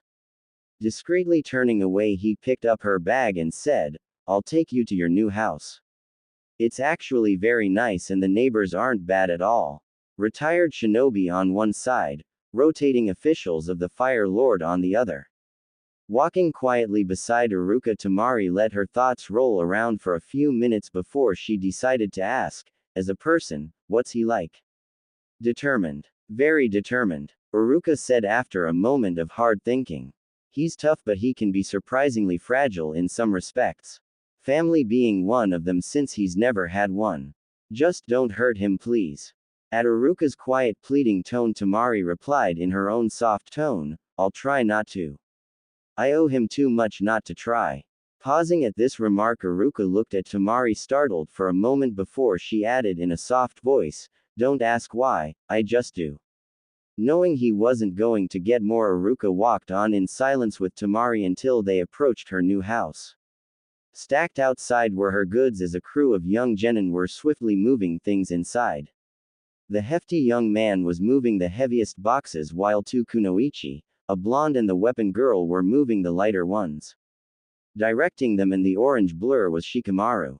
Uruka sighed and called out, "Naruto." Hustling over to Uruka, Naruto called out, "Oh Uruka-sensei, do you know when?" Taking in Temari, Naruto paused for a moment to take in the blonde kunoichi wearing a light purple battle dress.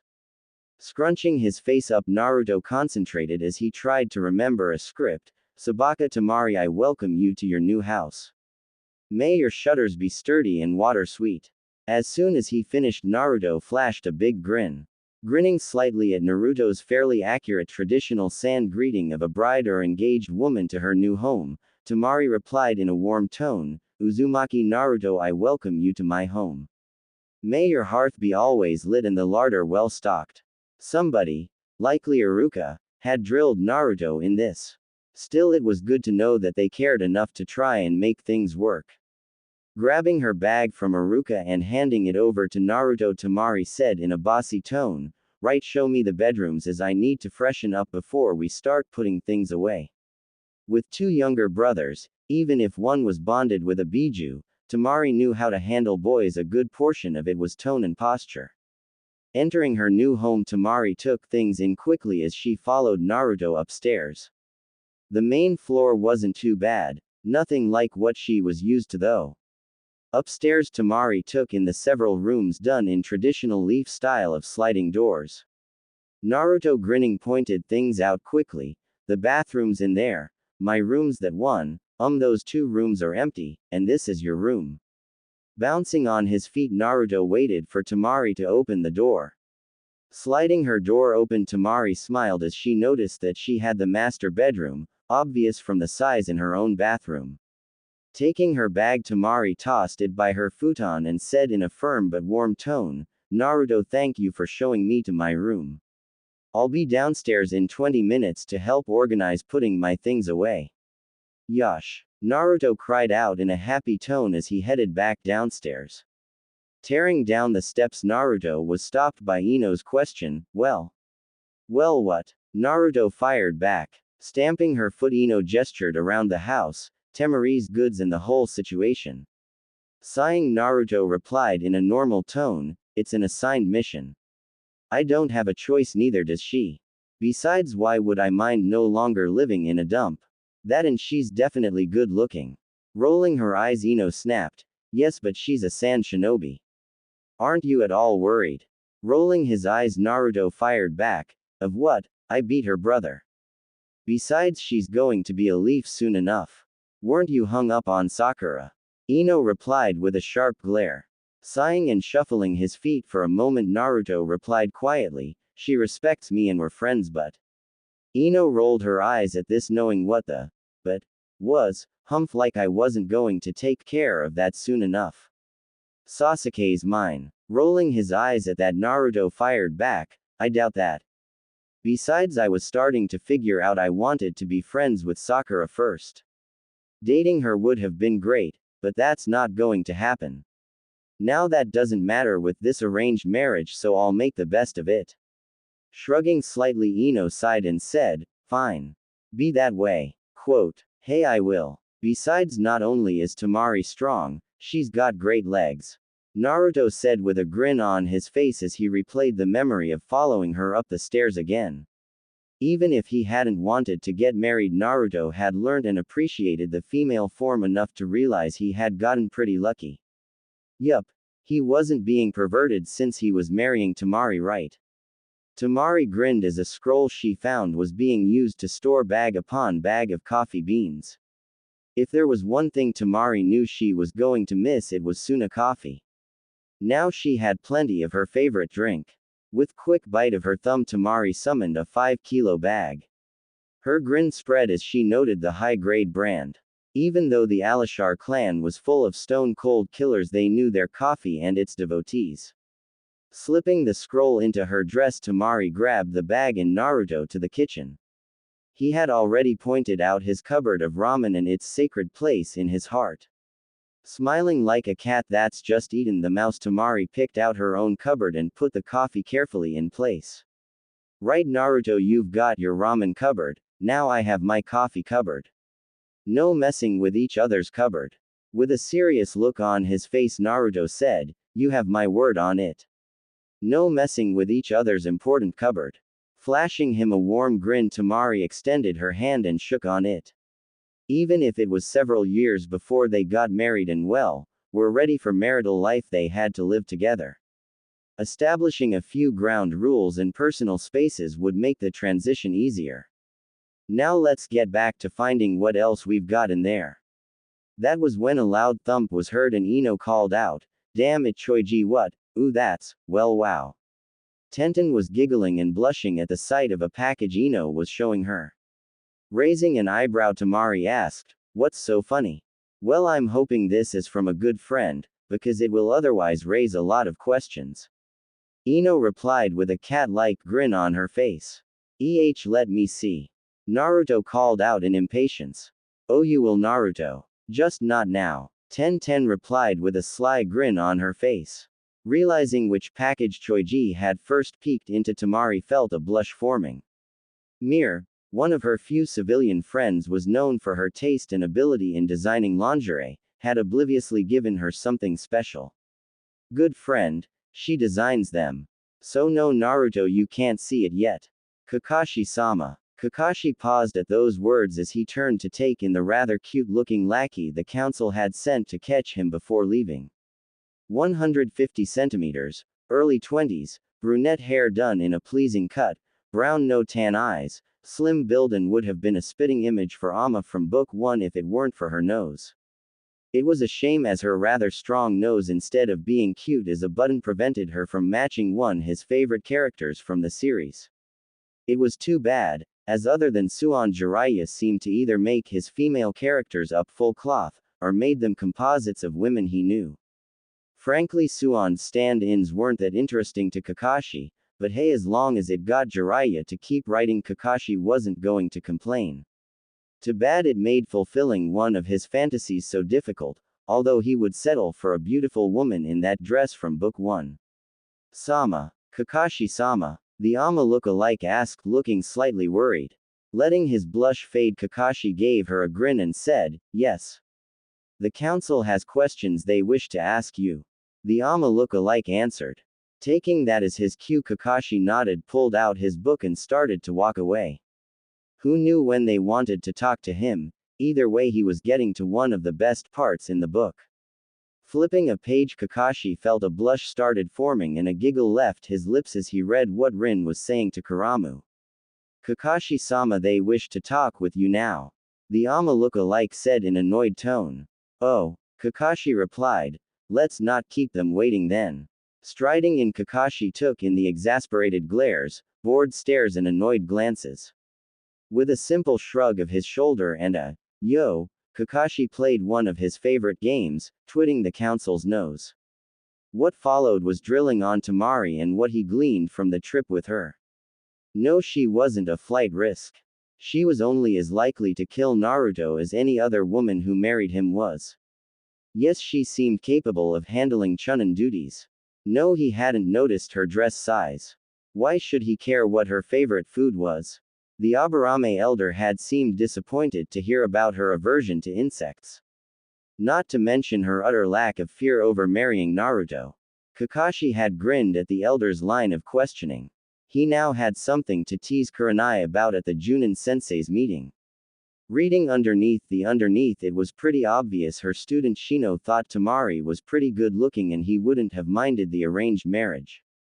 Taking the scroll with details about the public ceremony and the money from Hiashi, Kakashi held his sigh of relief in until he was out the door. Then it was out with his book. After all, he had gotten to a good part. Ignoring Hiashi's palpable hatred, Kakashi whistled lightly as he headed to his office. A hole in the wall, it served an important purpose for Kakashi by hiding paperwork he didn't want to deal with. Albeit neatly organized so when he had to deal with it he could find it. Thumbing through the stacks on Team 7, Kakashi finally found the one about the briefing materials for New Genin. Unfortunately for Kakashi, the meeting he had missed was to collect the essential briefing material for his team. Then again, it wasn't like he had passed any other teams previously and hadn't expected to pass Team 7. He could predict their reactions now if showed up with those dated scrolls. Of course, he could prepare individual scrolls with the jutsus plus a few others on them along with a few suggested training hints and study suggestions.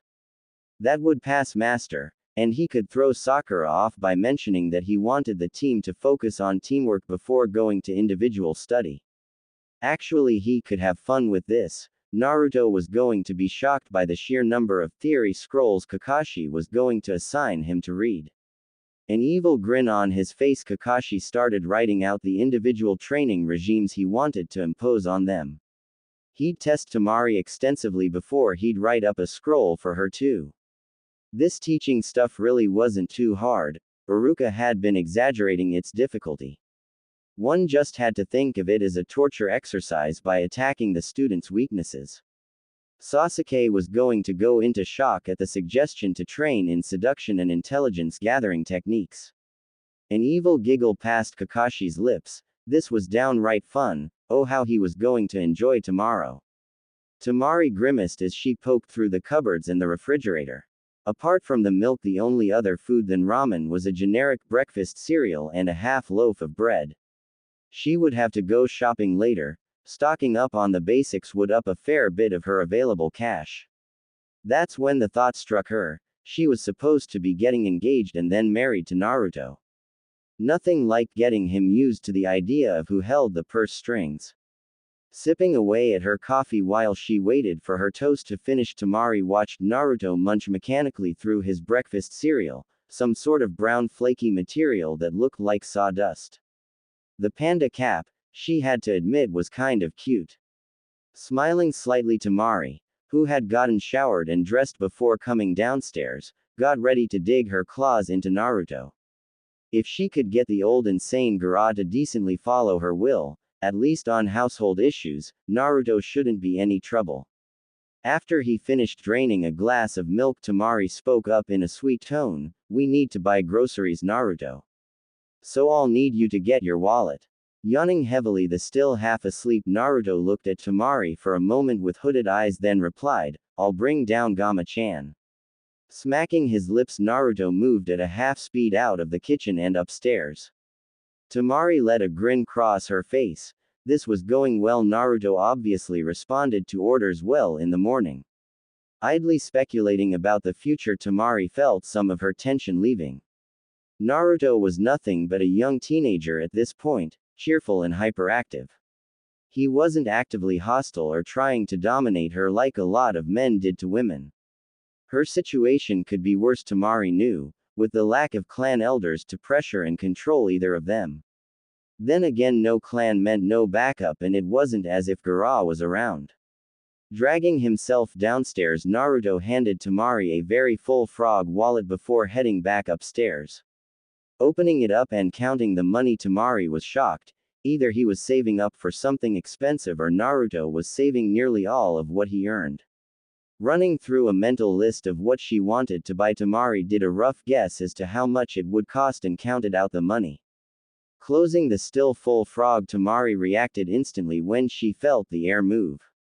Flicking a kunai into her hands, Temari rolled off her chair and found Kakashi drinking a mug of her coffee while reading his perverted book. Reacting instantly, Temari launched the kunai at the book. Leaning away so it missed, Kakashi paused for a moment and said in a bland tone, "Morning." After a growl, Temari said in an icy voice, "No porn in the house." Sighing, Kakashi put his book away in his jacket. Women were so picky about his books, it wasn't as if he was peeping on them like Jiraiya did. Taking another sip of the coffee, Kakashi in a calm tone added, "Good coffee. I'll have to remember to come by in the mornings for a cup." As Temari gave him an icy glare, he sighed. Most people just didn't understand him. Pulling out the scroll, Kakashi passed it to Temari and the money pouch. The scroll contains the details for the ceremony in 6 days. The money is to cover expenses to prepare for it.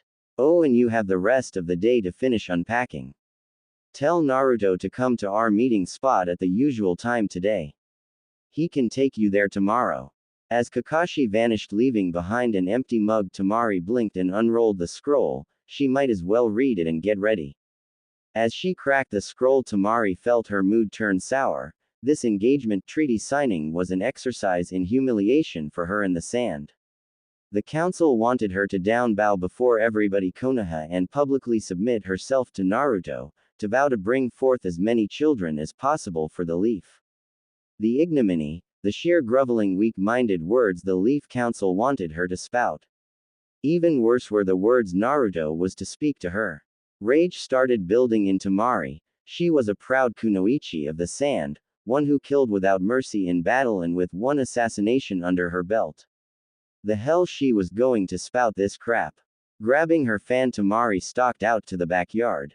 A practice ring had been set up inside it, and several logs were set up as targets.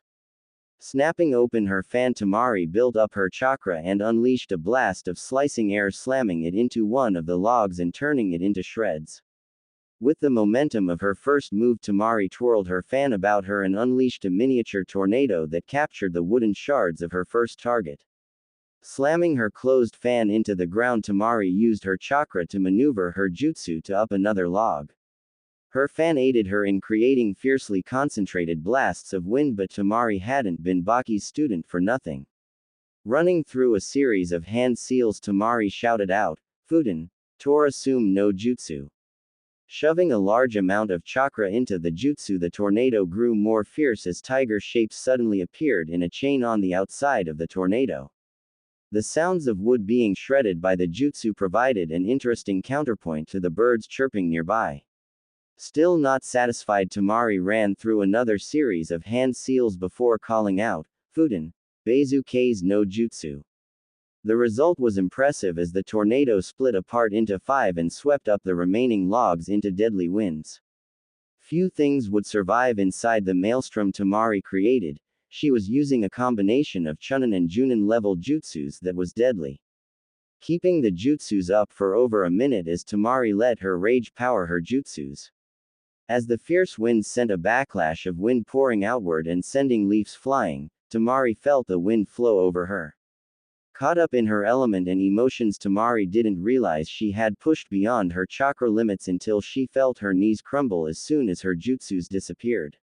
Slipping downwards to the ground, Temari only had time to let out a single word, "Kuso." Naruto had seen the fierce winds from the bathroom as he brushed his teeth. Drawn like a moth to a flame to check out the jutsus, not to mention the moment of panic Naruto felt that Temari was under attack, got him moving. With his toothbrush still in his mouth, Naruto tore down the stairs and outside. By the time Naruto got to the backyard, he realized it was Temari simply practicing. Naruto's jaw dropped and his toothbrush fell to the ground as he stared in awe at Temari.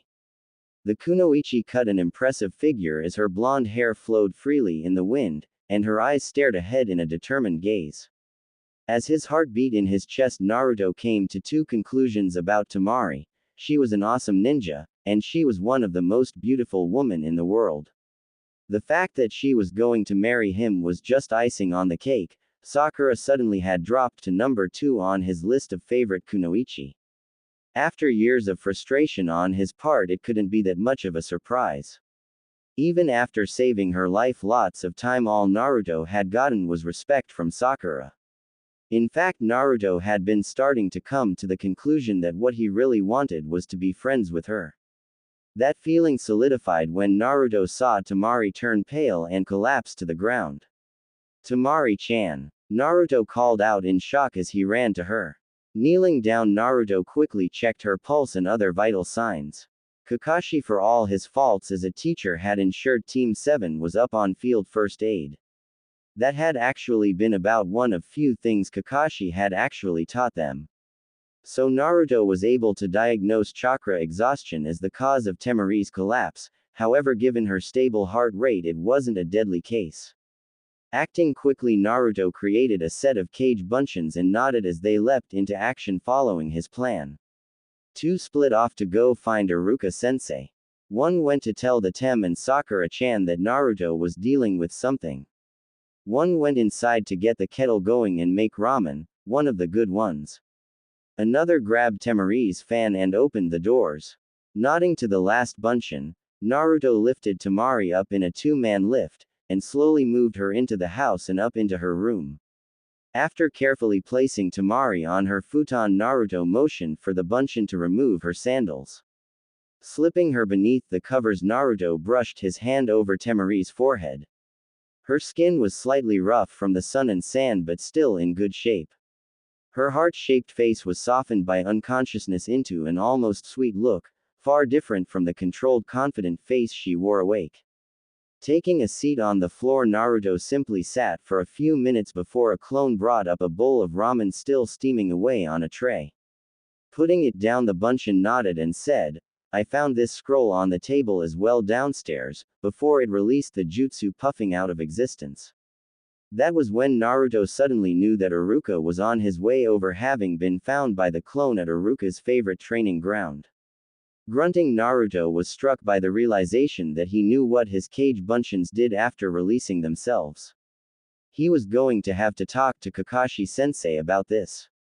Before he got around to that, however, Naruto realized that Temari had grown slightly and was starting to come around. As a wave of pain passed through her head, Temari groaned slightly as she came back to consciousness. She had drained her chakra before on occasion, so Temari recognized her symptoms. Her senses hurting, the pins and needles throughout her body, the soft bed. Pausing her mental inventory, Temari considered the soft bed, the scent of miso soup in the air, and the sound of someone humming. Turning her head, Temari blinked as an orange blob came into focus as Naruto.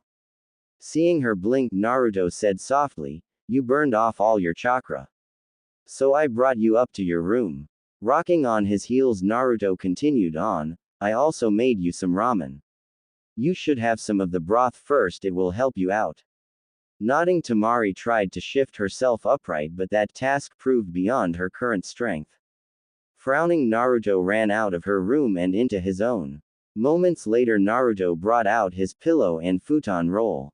"Can I help get you upright?" Naruto asked quietly. Unsticking her tongue from the roof of her mouth, Temari whispered, "Thanks."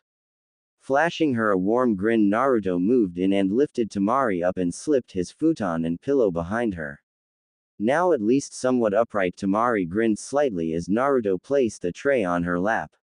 Trying to lift her arm, Temari frowned as her hand shook, but it wasn't bad enough to spill the broth from the spoon. Taking a few spoons of broth, Temari felt better for it.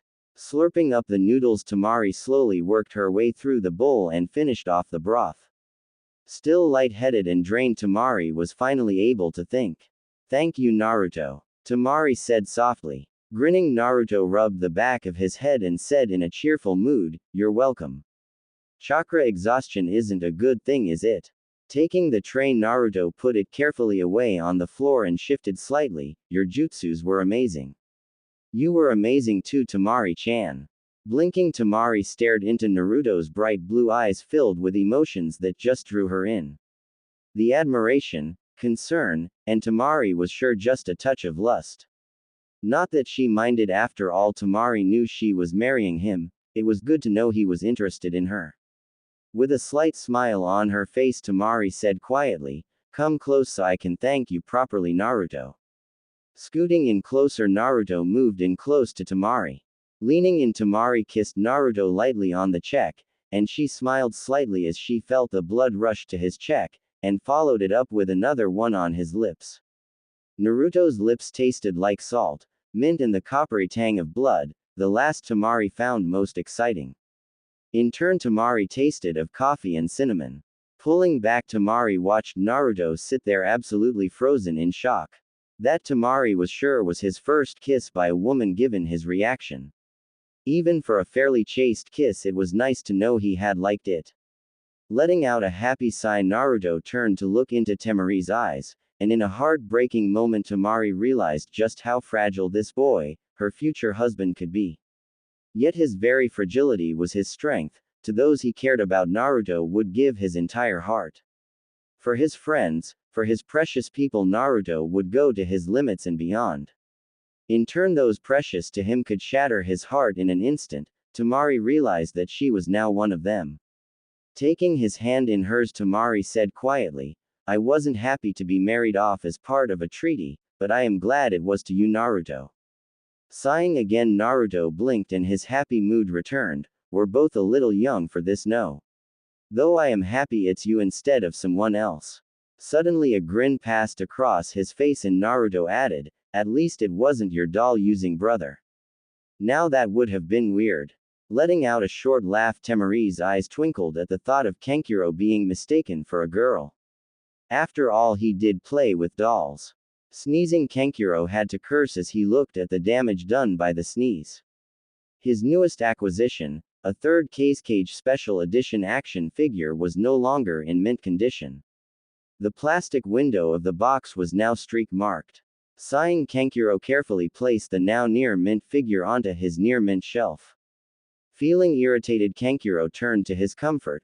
Barbie was going to mix and match her fashion items in front of Ken, and after all she had a big mission coming up and wanted to look good.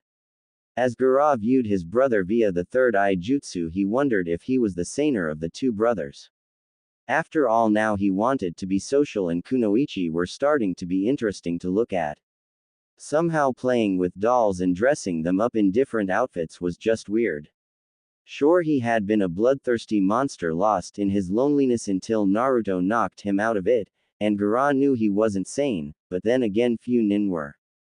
Releasing his jutsu, Gaara decided that he needed to give his bear a hug.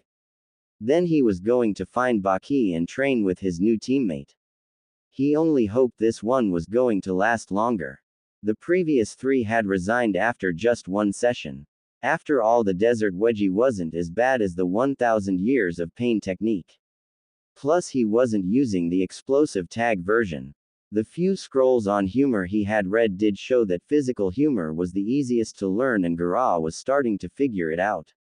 It was into the laughter that followed Naruto's statement that Iruka walked in on with a concerned look upon his face.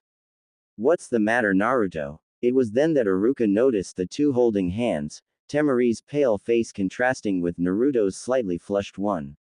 Doing a double take at the sight, Iruka felt some of the stress he had been feeling since this whole engagement business had occurred leave him. The two were forming a bond spurred on no doubt by the realities laid on them, but also by the openness of Naruto's heart. "Temari-chan has a case of chakra depletion," Naruto said in a concerned tone. She was using some powerful wind jutsus to completely shred the target logs. Grimacing a little, Temari noticed the scroll that set her off to one side. Kakashi-san dropped off a scroll with the details of the public engagement ceremony. "I wasn't particularly pleased at the lines I was given." Catching Temari's tone, Iruka picked up the scroll and scanned through it until he came across the section that set Temari off. They had pulled out the really tradition wording, and given Temari's reaction, she was pissed. For a kunoichi, who given her abilities was more comfortable on the battlefield than in the tea room, it would be humiliating. Groaning a little, Iruka read Naruto's lines. Kami, they wanted Naruto to say he would make all her decisions for her. I'll look into this. Frankly, I don't blame you. I wouldn't say this out loud either. Beyond that, how are you two doing? Iruka asked in a calm tone. Naruto didn't even bother to answer as he focused totally on Temari, his eyes soaking her in. Drained with a full list of things to finish off today. I was going to buy the basics for the kitchen, then finish unpacking. Temari admitted after a minute resting. Fortunately, the academy was closed since almost all the teachers were on missions. Iruka had the week clear though, having his latest mission cancelled. Fortunately, I'm free today, so I'll help. Actually, if you come up with a grocery list, I can clear that out of the way while you rest. Nodding, Temari pulled out the money she had grabbed earlier from her dress and laid it on the futon. I'll write it out, but I was going to buy a stock of basic goods.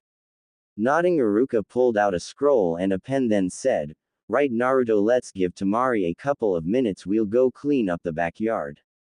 Nodding, Naruto slowly stood and removed his hands from Temari after he gave it a squeeze. Moving with reluctance out of Temari's room, Naruto gave her a concerned look before shutting the door. As he led Iruka outside, Naruto remained quiet until they reached the backyard. Iruka, with a slight smile on his face, asked Naruto, You're starting to like Temari, aren't you? A deep sigh was Naruto's only response. Ah, so have you kissed yet? Iruka asked in an interested tone. The bright blush Naruto wore was confirmation enough for Iruka. Iruka could only grin. 2 days in and he was already getting a kiss. Teenage hormones were speeding things along for the pair. It was that thought which shook him. Teenage hormones, and early marriage. Kami. Naruto was going to need the talk. He just wasn't ready to be a parent or a husband yet, and there was going to be plenty of pressure on the two to have children early. Wincing, Iruka ran over in his mind just when to take Naruto aside and talk about a subject on which his experience was admittedly limited. Too bad Kakashi couldn't give him the talk. Wait a moment, Iruka thought. It was a duty of Junin senseis to go over that. Not to mention ensuring Kunoichi attended rape prevention and recovery classes. That subject always haunted his thoughts whenever a Kunoichi graduated. It was one of the more common dangers they ran into if captured or undercover. Hell, he'd have a word with Kurenai about that subject for Temari as well. He didn't know what Sans procedures were, but he was sure it wouldn't hurt to introduce Temari to Leaf's contraceptive regime. Why was he the one stuck thinking of these issues?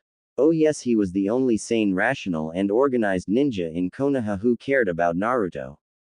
Kakashi, may he be cursed with the Konohamaru squad as his next genin team, was in Iruka's opinion a lazy, disorganized pervert who shouldn't be led anywhere near a genin squad. Iruka-sensei, it looks like we'll need to replace the logs. There's nothing but sawdust. Naruto called out, interrupting Iruka's thoughts. Staring at the pile of sawdust, Iruka winced. What had been several stout pillars of hardwood had been shredded. With a low whistle, Iruka ran his hand through the pile. Naruto, remember to never get Temari mad at you. Wind elemental techniques are deadly. Wind element techniques? Naruto asked, slightly confused. Why are they deadly? Falling naturally into his teaching mode, Iruka began speaking as he looked directly at Naruto.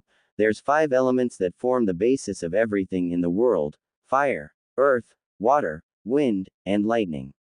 The 5 great nations and hidden villages match to these elements. Right, like Temari came from Suno, which is in Wind Nation, to Konoha, which is in the Fire Nation. Naruto responded, nodding his head. Right, out of the 5 elements, wind is considered the war element. Iruka got out before Naruto interrupted.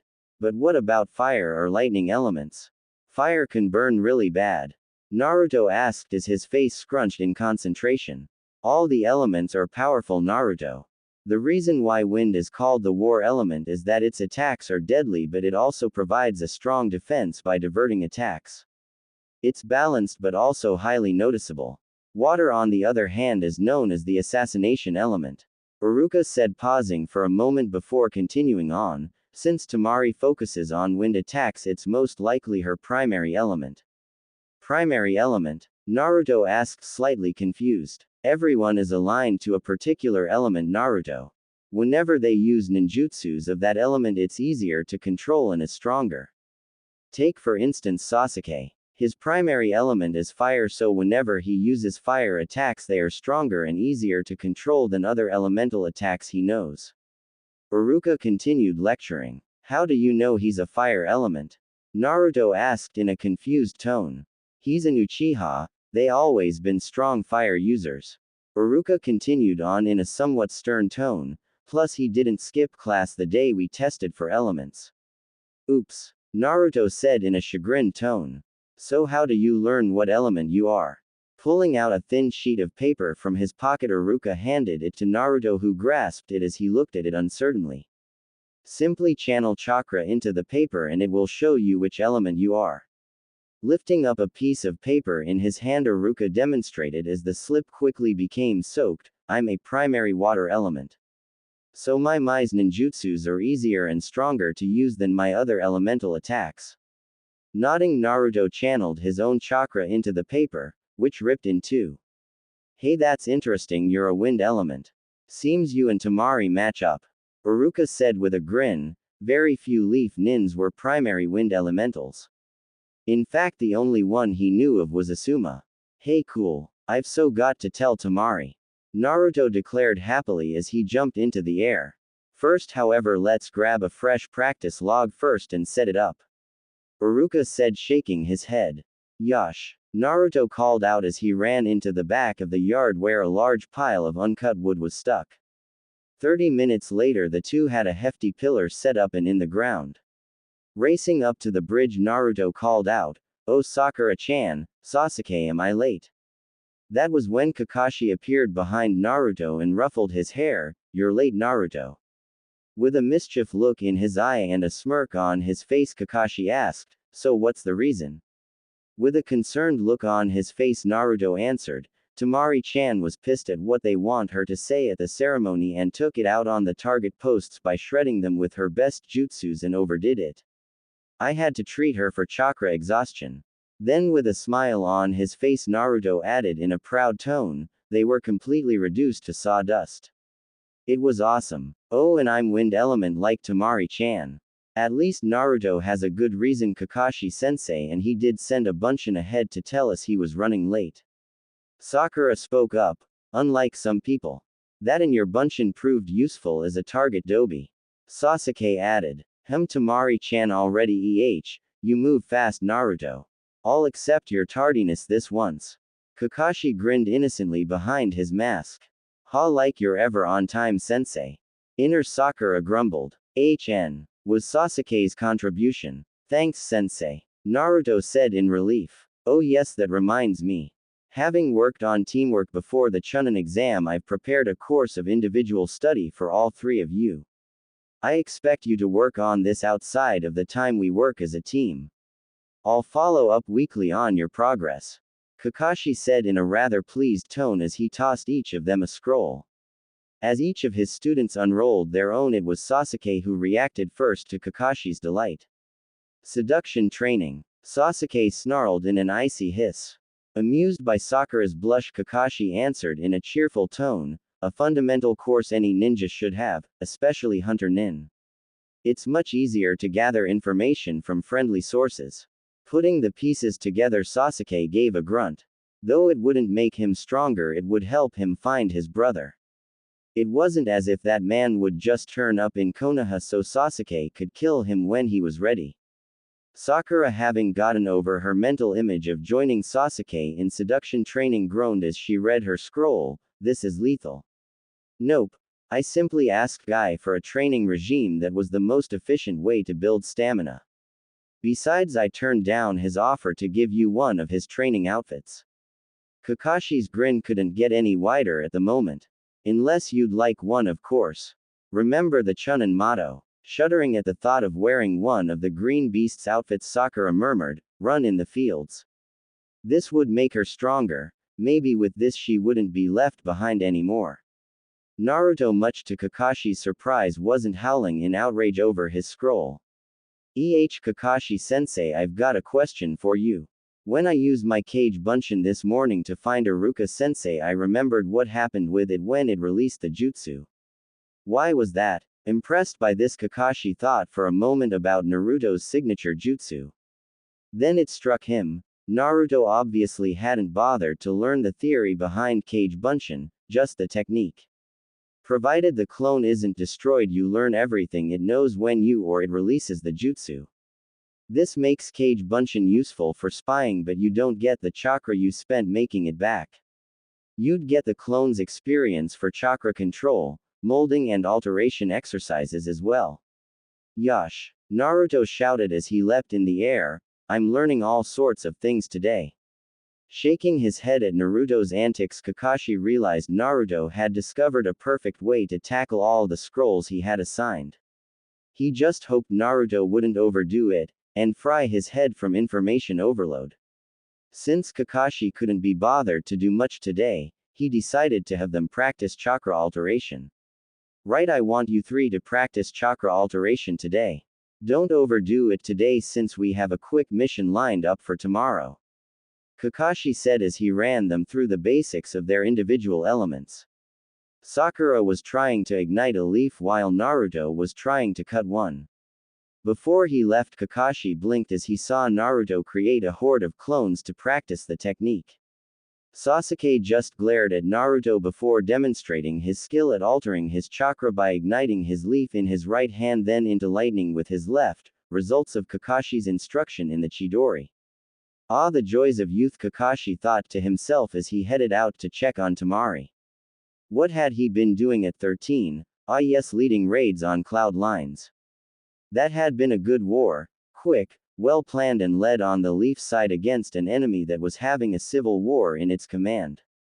Iruka noticed Kakashi land in the backyard and poke around in the pile of sawdust centered on the practice ring. Opening the kitchen window, Iruka called out, Kakashi, you might as well come in. Kakashi nodded and smoothly moved inside, joining Iruka in the kitchen. Now where does she store the coffee? Kakashi asked in a questioning tone. The coffee this morning really had been first rate. Iruka, however, merely snorted. Since I don't feel like dying, I'm not telling. Naruto informed me they made a deal. He doesn't touch her coffee cupboard, she doesn't touch his ramen cupboard. Waving Temari's coffee addiction and her protective streak over it aside, Kakashi suggested in an innocent tone, I was merely thinking of brewing a pot for her. If I get a cup out of it, that's pure luck. Right. Iruka said in a dubious tone, besides, you're too late, she had lunch a half hour ago and is asleep again. As he spoke, Iruka moved quickly, putting away clean pots and pans into various drawers and cupboards. She'll be fine by tomorrow though, I'm sure. Naruto got to her right away. He's falling for her pretty fast. Kakashi said in a mildly interested tone. Yes, that's a problem in and of itself. Iruka sighed as he finished putting away the last of the dishes. They're both being publicly made into a couple and will be under pressure to at least have one child fairly quickly. While I won't speak for Temari, I do know Naruto has limited knowledge of what actually involves and all the consequences entailed. He did invent the Waroke no Jutsu. Kakashi said with a slight smirk. I won't deny that Naruto's interested in the opposite. He just found a fairly typical male weakness and exploited it. Apart from getting attention, he developed it to use against perverts.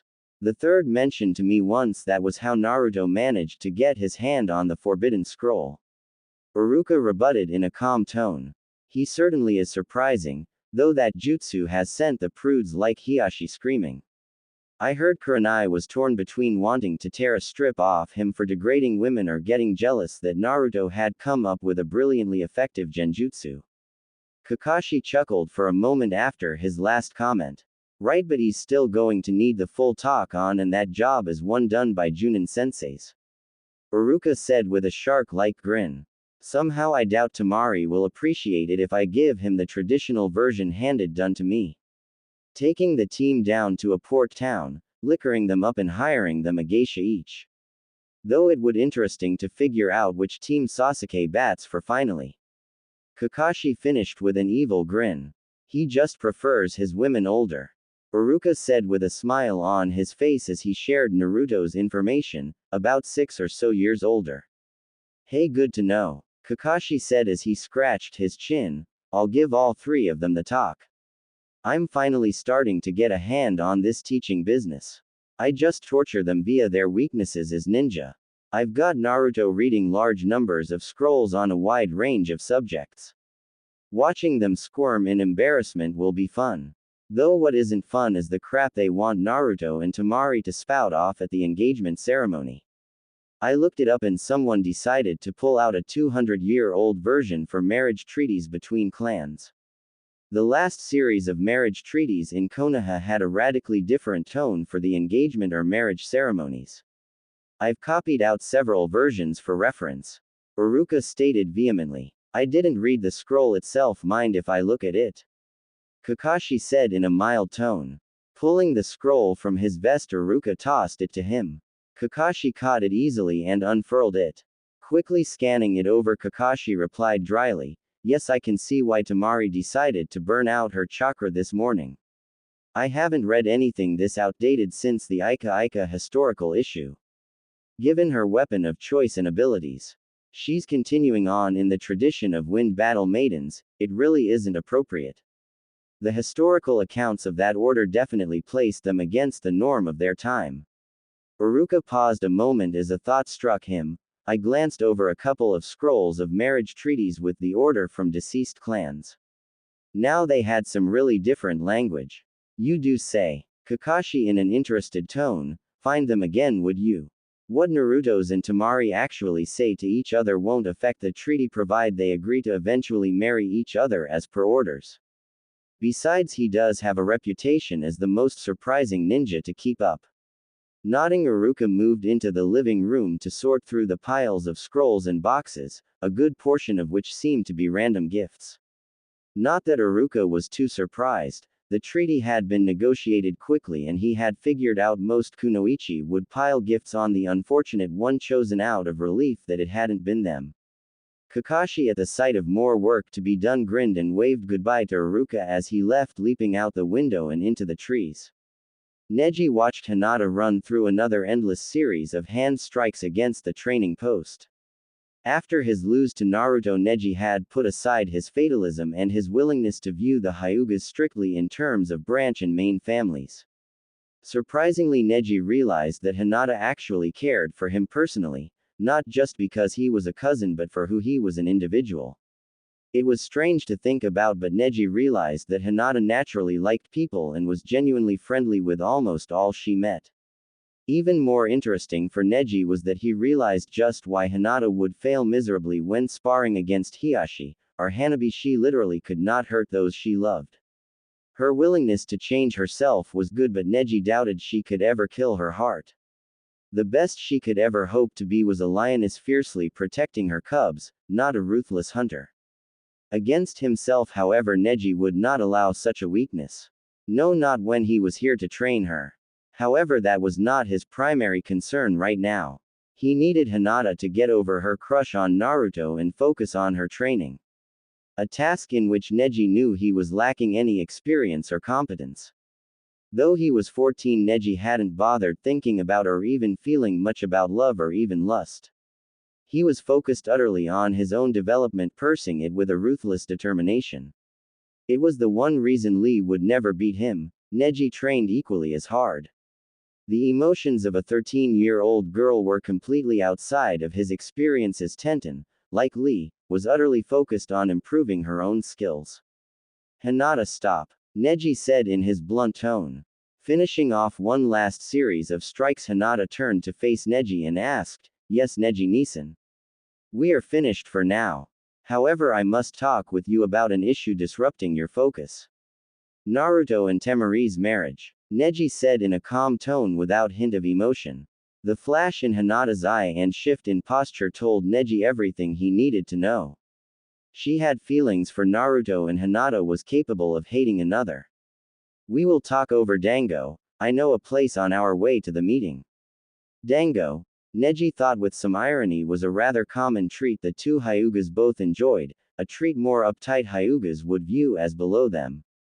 So it was in a somewhat cold silence the pair made their way to the Dango shop. After devouring their first sticks, Neji began the conversation. I can see the qualities in Naruto that would make him romantically interesting for you. Indeed, if things were not as they are, I would help things along if only to help you. That and I would have enjoyed the chance to send certain members of the main family into shock. Certain main family members would have gone into hysterics at Hinata dating Naruto. He himself had confronted Guy after things had settled down about the chakra he had seen in Naruto. It hadn't taken him long to put things together after Guy's reluctant confirmation that Naruto did indeed have a seal. With a bit of research, Neji realized that only a Jinchuriki could accomplish what Naruto had done. No other explanation would satisfy his second source of chakra, stamina and regenerative abilities. The Uchiha's curse seal was different. It had twisted, concentrated and stored the boy's own chakra. Naruto having the Kyuubi sealed within did much to explain most people's reaction to him. It spoke much for Naruto's character that he didn't give in to the demon. Neji wasn't sure he wouldn't have misused that particular power. He should not have been the one to marry the enemy. Naruto deserves better, Hinata said in a quiet yet fierce tone. Neji, instead of agreeing, pushed the conversation ahead, regardless of his agreement with her last statement. That matters not now. Naruto has been assigned that mission.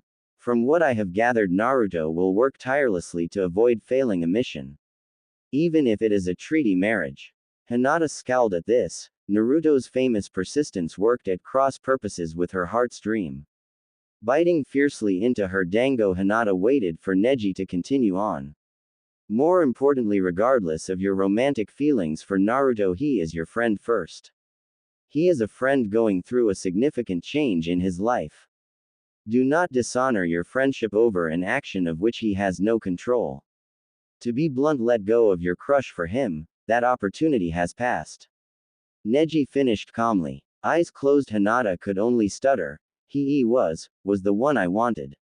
Not out of duty, or because he was popular, but because I liked him even when no one else did. He is merely the first of our generation to be married out of duty, Hinata. We are shinobi of the leaf. We are called to serve even with our bodies. For those of us in prominent clans, our ability arranged marriages are often how that form of service occurs. We both will likely walk that path if our clan does not get to us first. There are other forms that duty can take.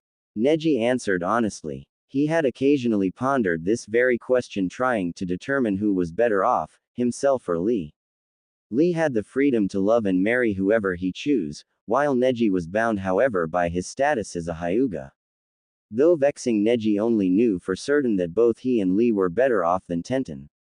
She, Neji was certain, would likely receive the types of mission kunoichi were called to perform in several years. Using her body as a weapon to kill her targets or get close enough to steal information.